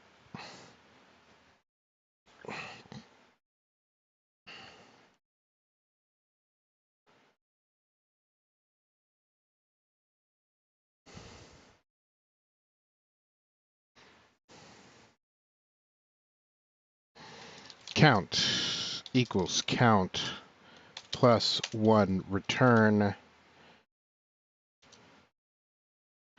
count plus the string semicolon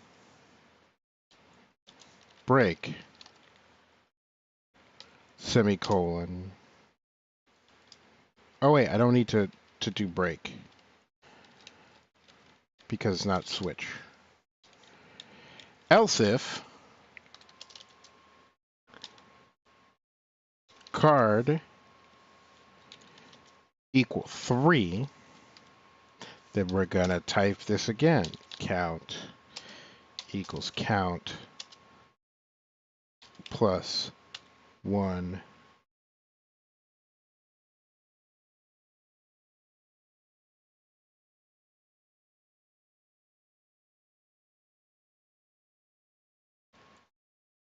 return count plus bet semicolon. Else if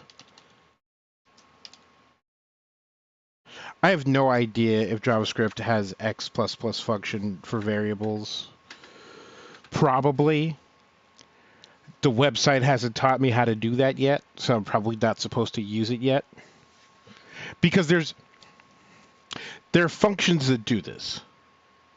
There's a function that is called range, where you could be like function range if in this range then do thing, and then I could stick that in switch. And then there's another function that I was looking at that also does something.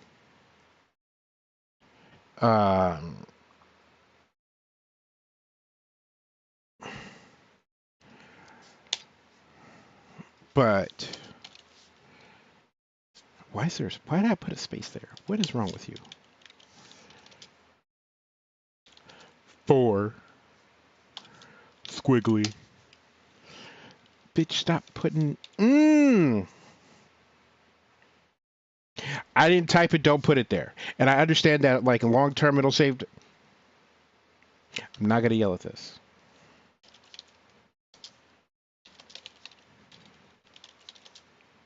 Because as an American, I should know that saying the same thing but louder not only does not work, but is also really racist.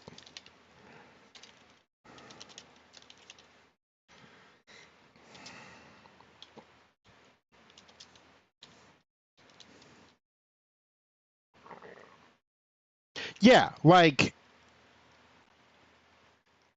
that notation, I put it in.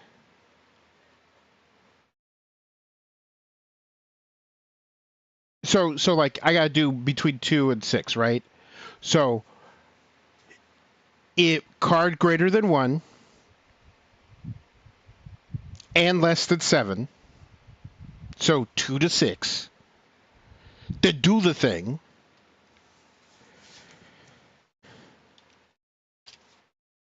But I can't get the output to be what I want it to be. Which means that there's something output wise that I'm missing. But I will get there.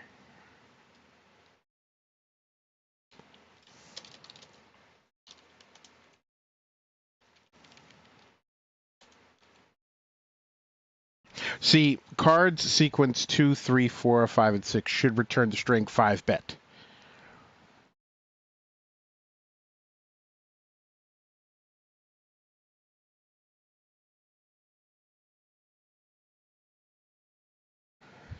Bruh. What if I just do this?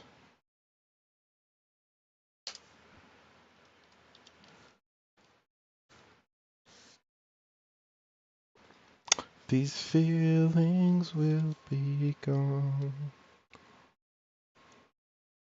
These feelings will be gone. Now I see that times they changed.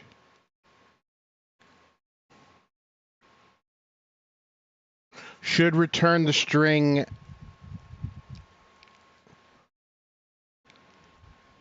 5-bet. No, there's no reason that I want to use greater than 1 than greater than or equal to 2. No reason whatsoever.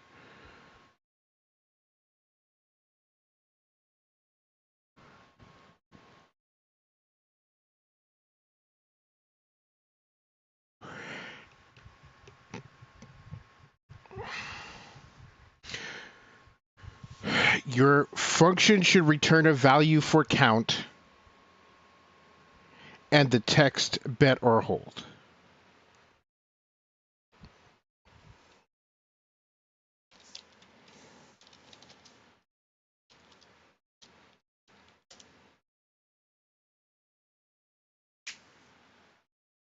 Yeah, like when it comes to integers, like it is functionally the same.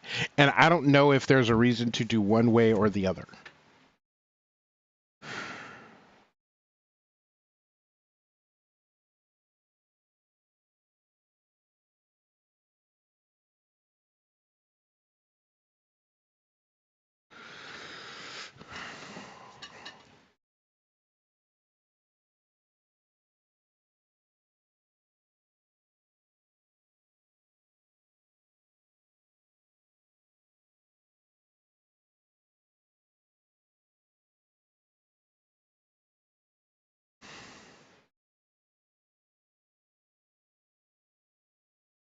It will receive a card parameter,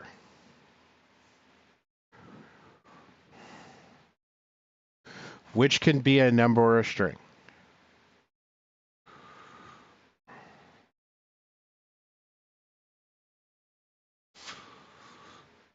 And increment or decrement the global count variable according to the card's value.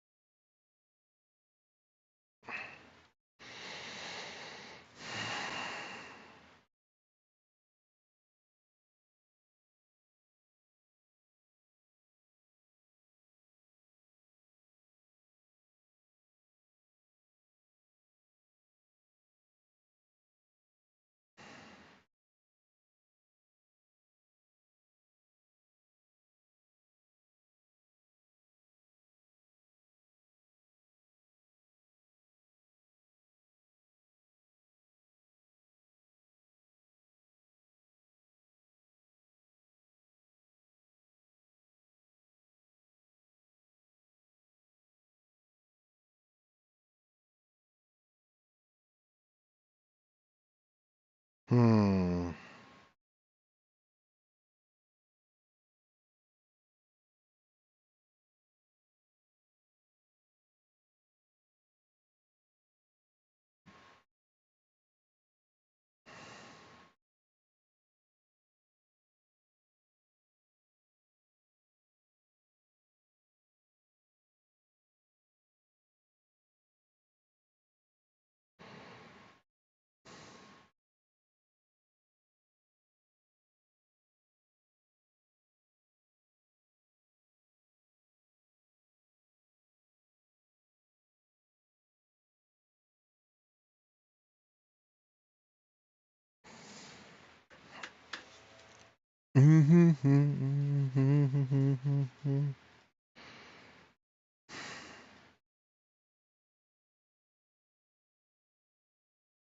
Okay.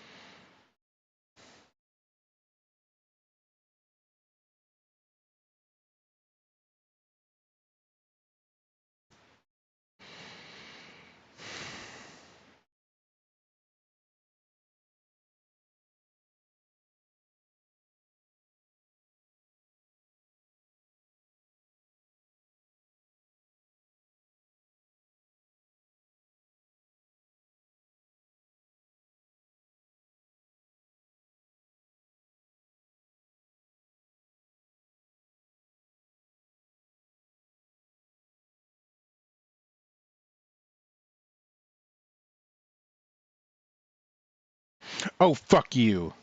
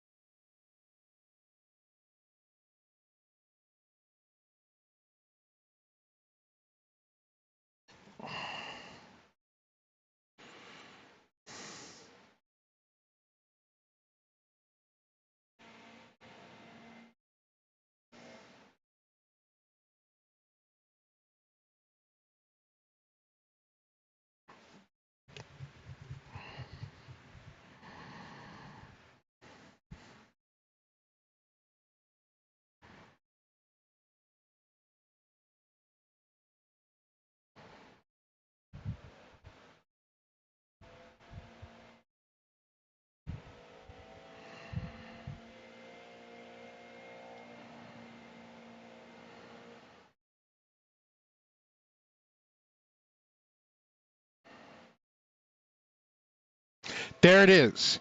There it is. The thing that I was trying to do that wasn't working.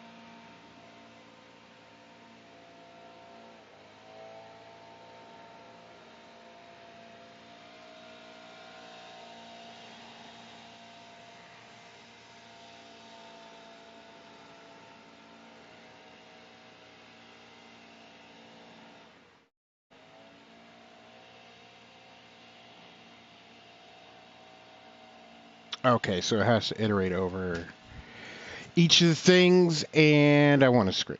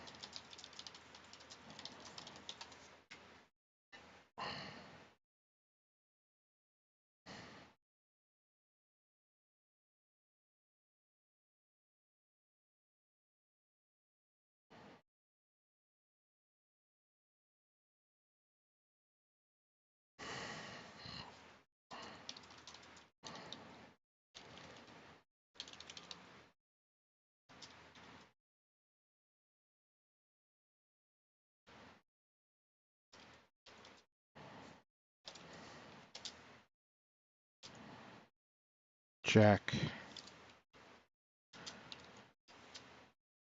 Queen,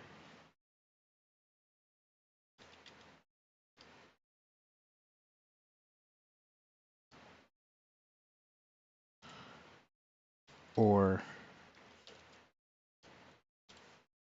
King, or Ace.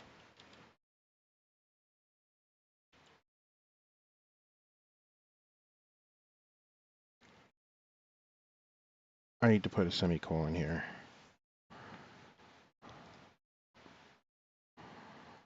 Yeah. Else if card -1 semicolon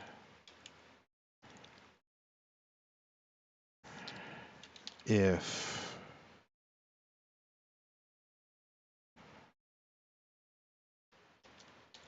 card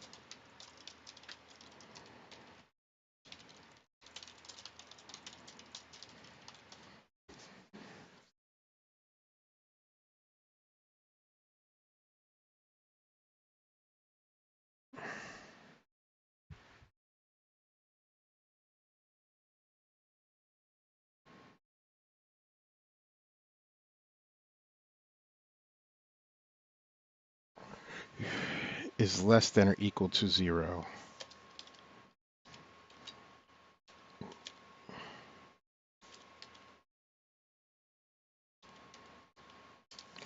Return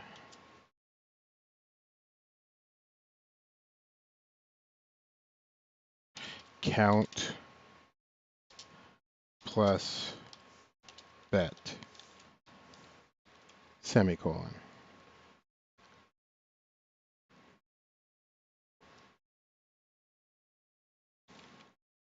Else if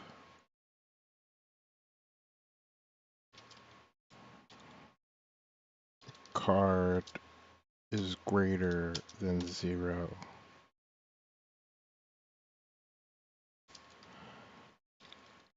return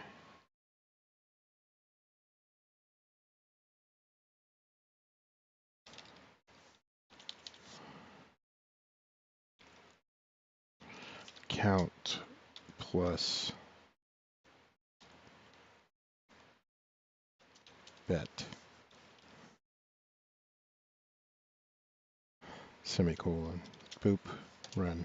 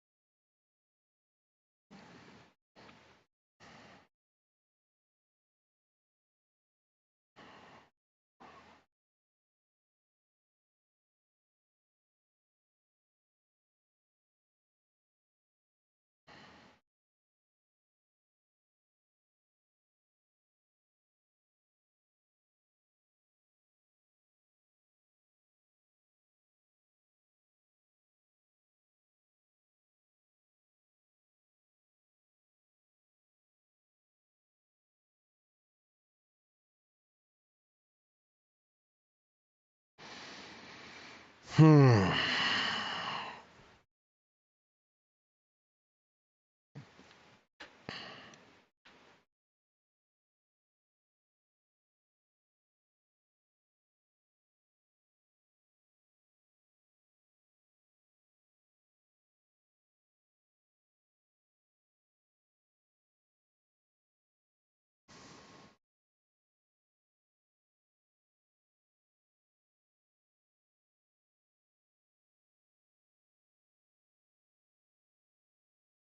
So 2, 3, 4, 5, 6.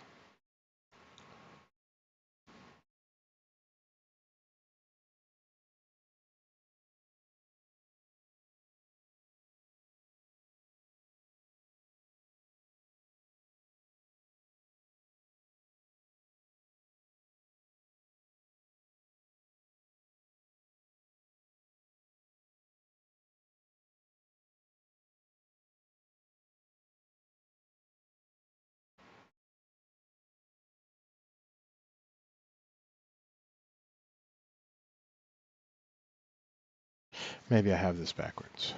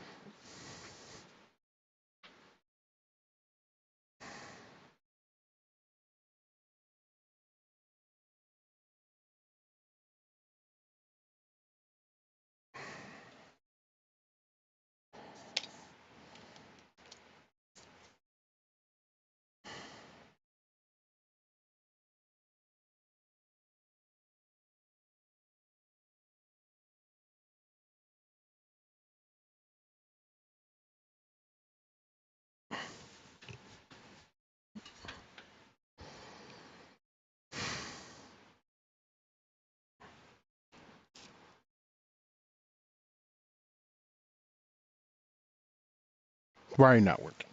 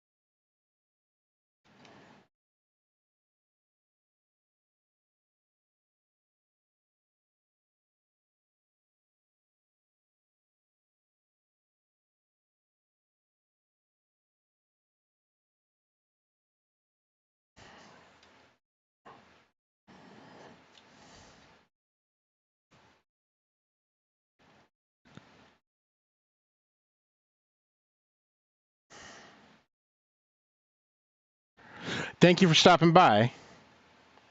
I appreciate it. I also now know why that one guy who plays League of Legends like breaks all his shit.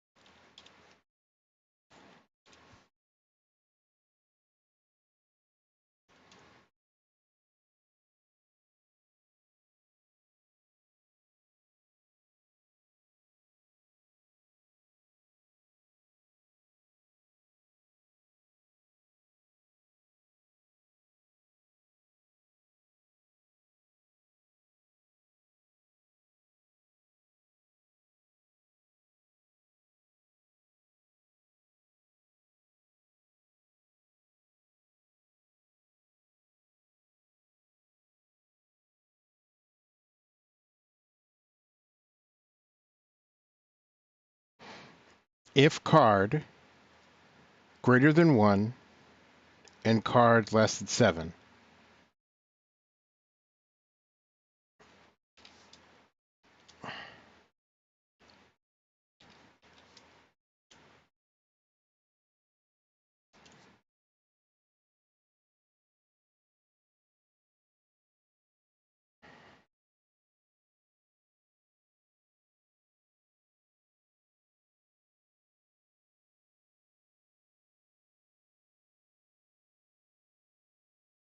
Okay, so I'm not using increment and decrement properly.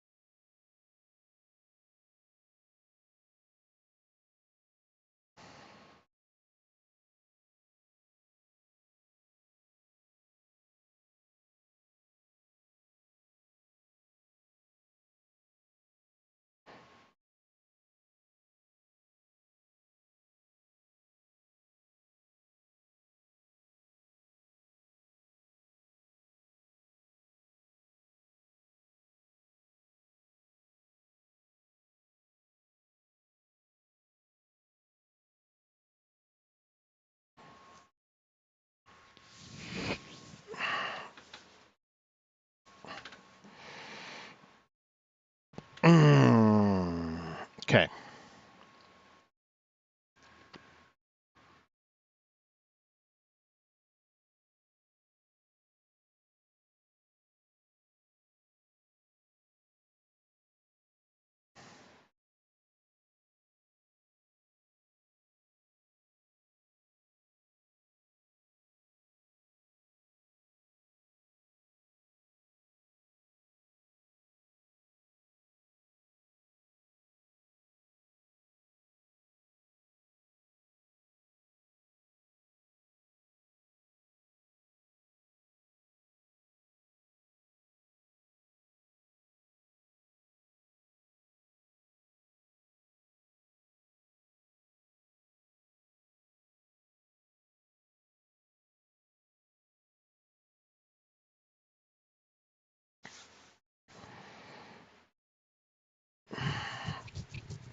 I do not understand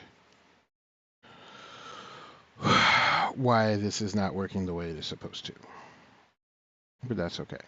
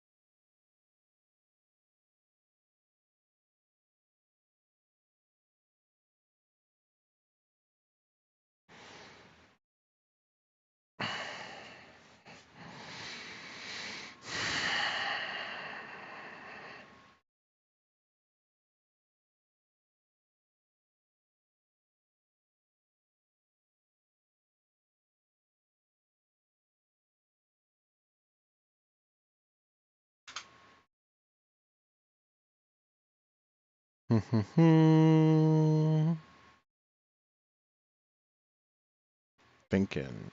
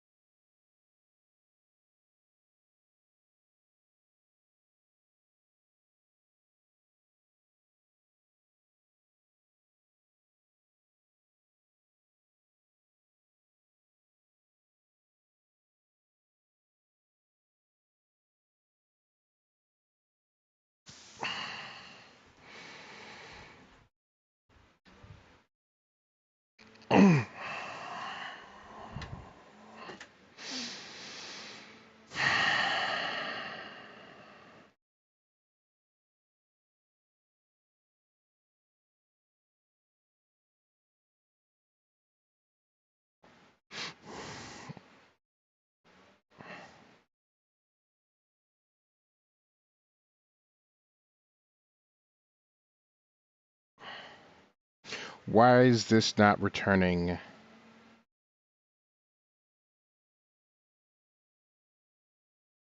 Hold. 0 hold. Because you put 7 in card.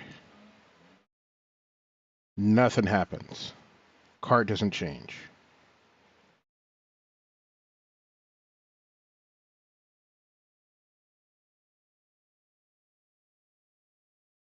Then you put 8 in. And nothing changes. Then you put 9 in and nothing changes.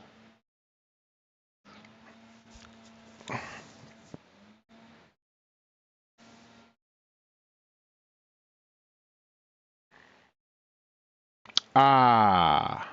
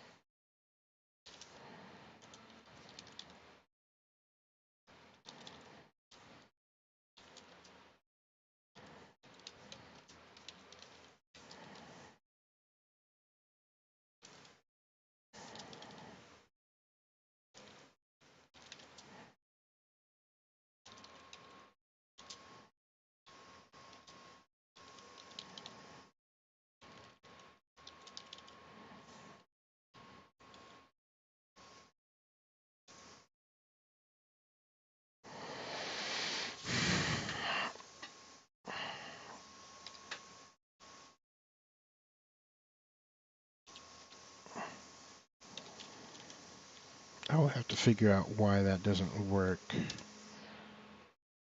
later. Fuck you.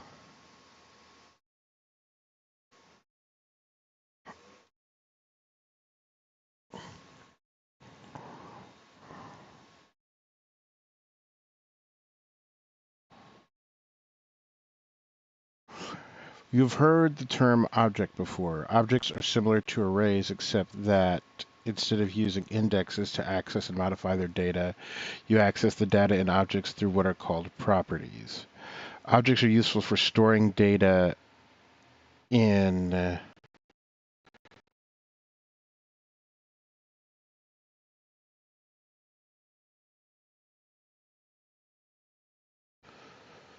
a structured way and can represent real-world objects like a cat.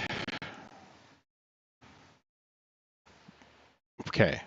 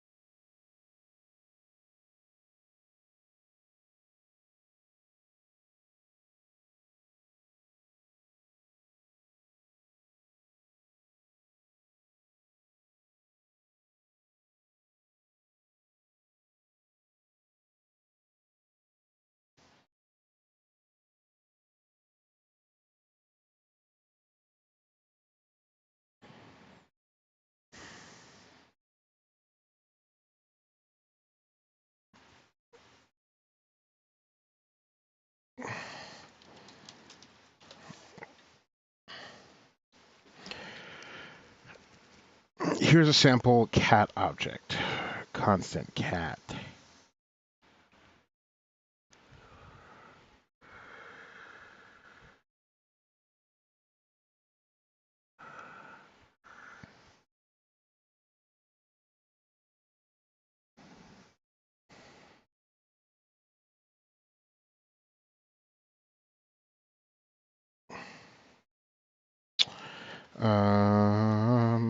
Name.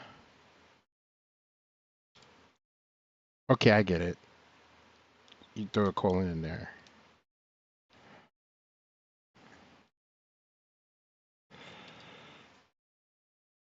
Legs. Tails.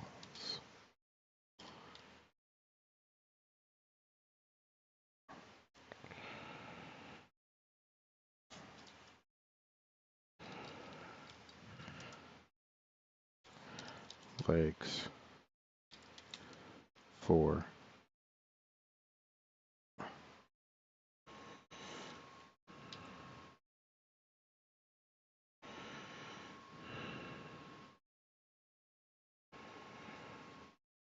Name gadget, comma. Oh, I should probably, comma, 4, comma, tails, 1, comma,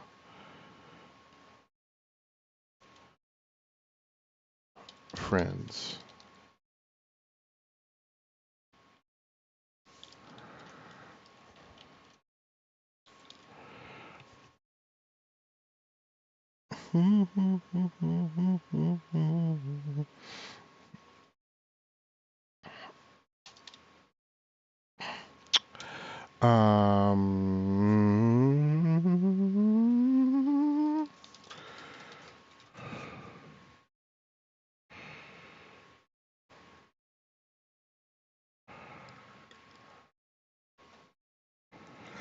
Chip,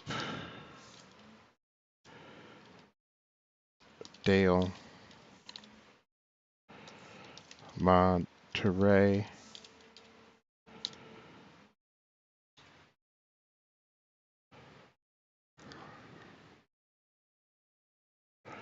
and zipper.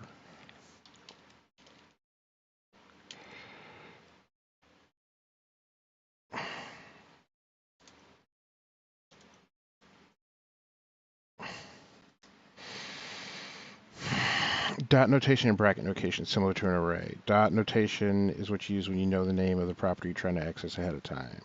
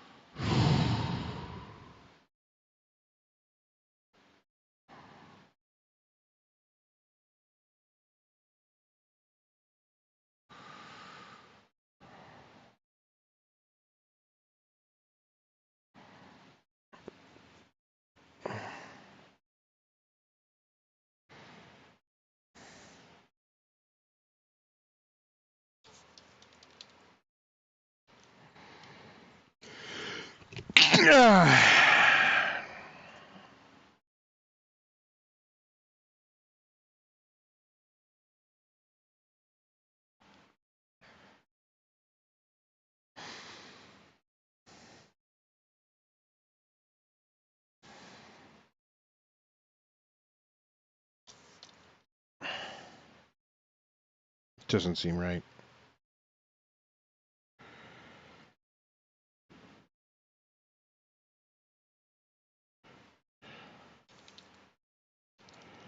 Doesn't seem right. It is right. Thank you, JD. I had a sneezy sneeze.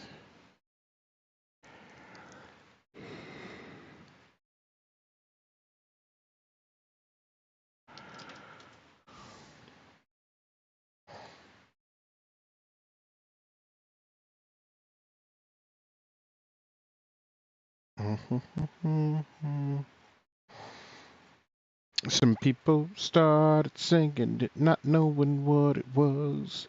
They could singing it forever just because don't.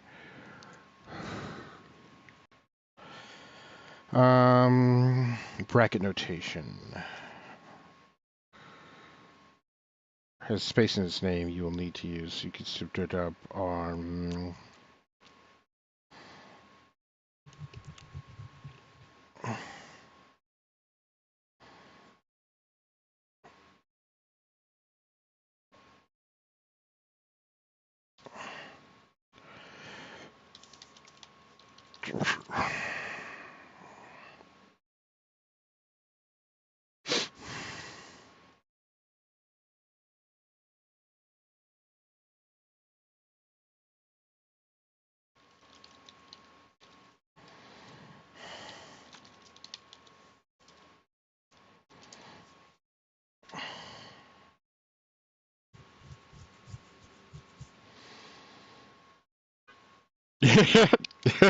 That's fair.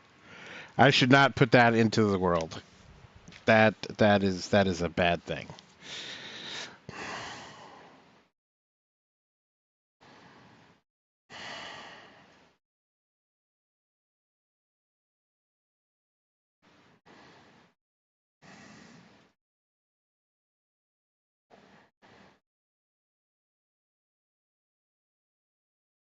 Let's see. How many more do I have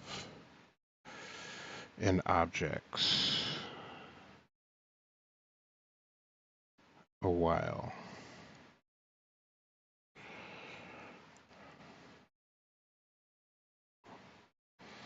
Okay. I'm probably going to wrap up soon. just because this has gone longer than I intended.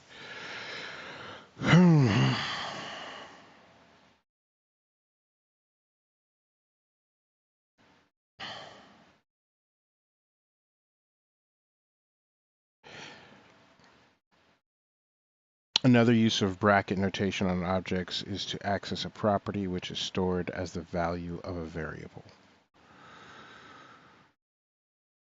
Property.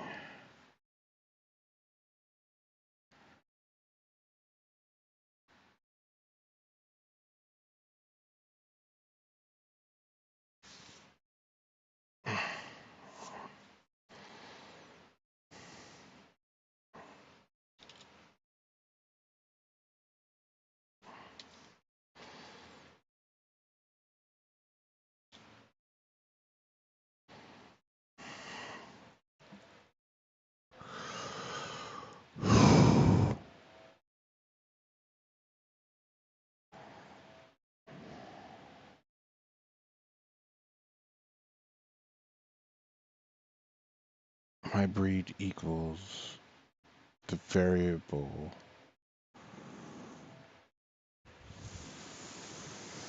no, the object dogs and the piece of information.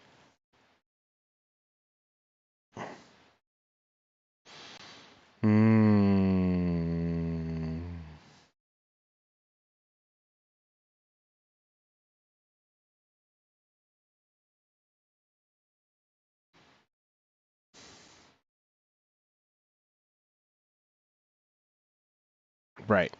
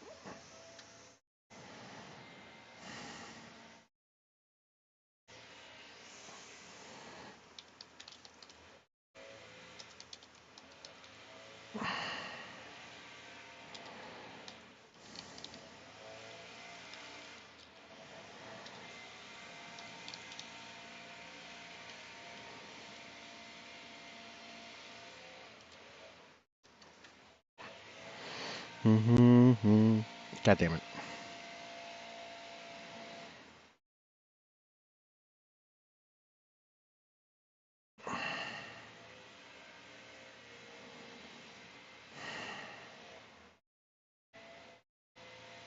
Okay.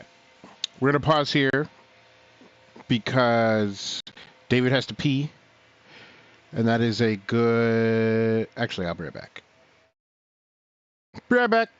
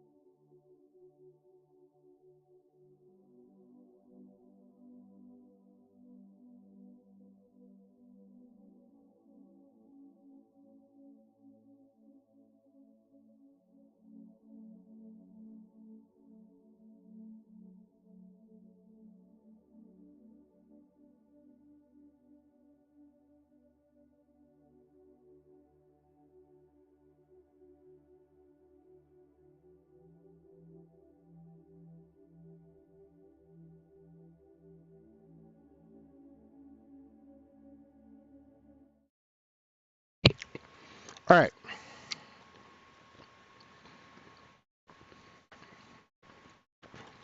I have returned.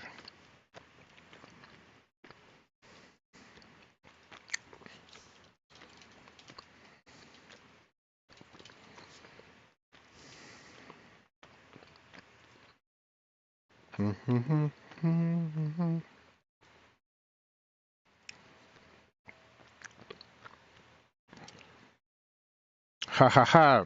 So, because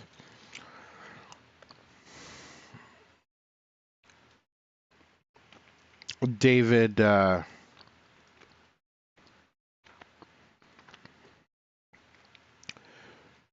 follows Twitch chat in Twitch, David was missing.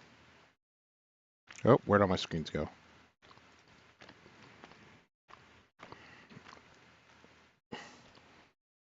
The YouTube chat. Oh, I see how the combined chat works. It puts it at the top. So I will start using that. Though I will have to figure that out.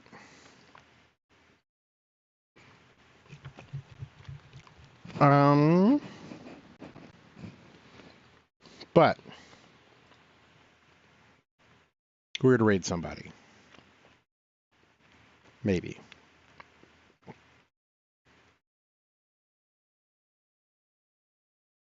Where's the right window?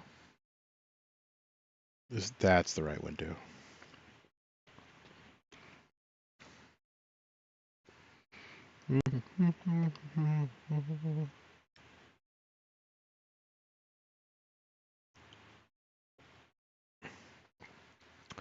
Oh, I think we're gonna raid DC Lacer.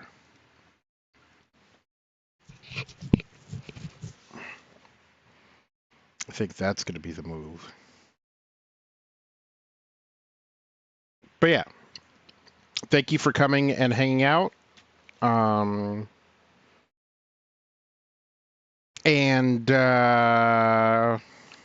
we'll be back tomorrow with more of these shenanigans while I try to figure my life out. But I'm gonna put us on the ending screen and we're going to raid.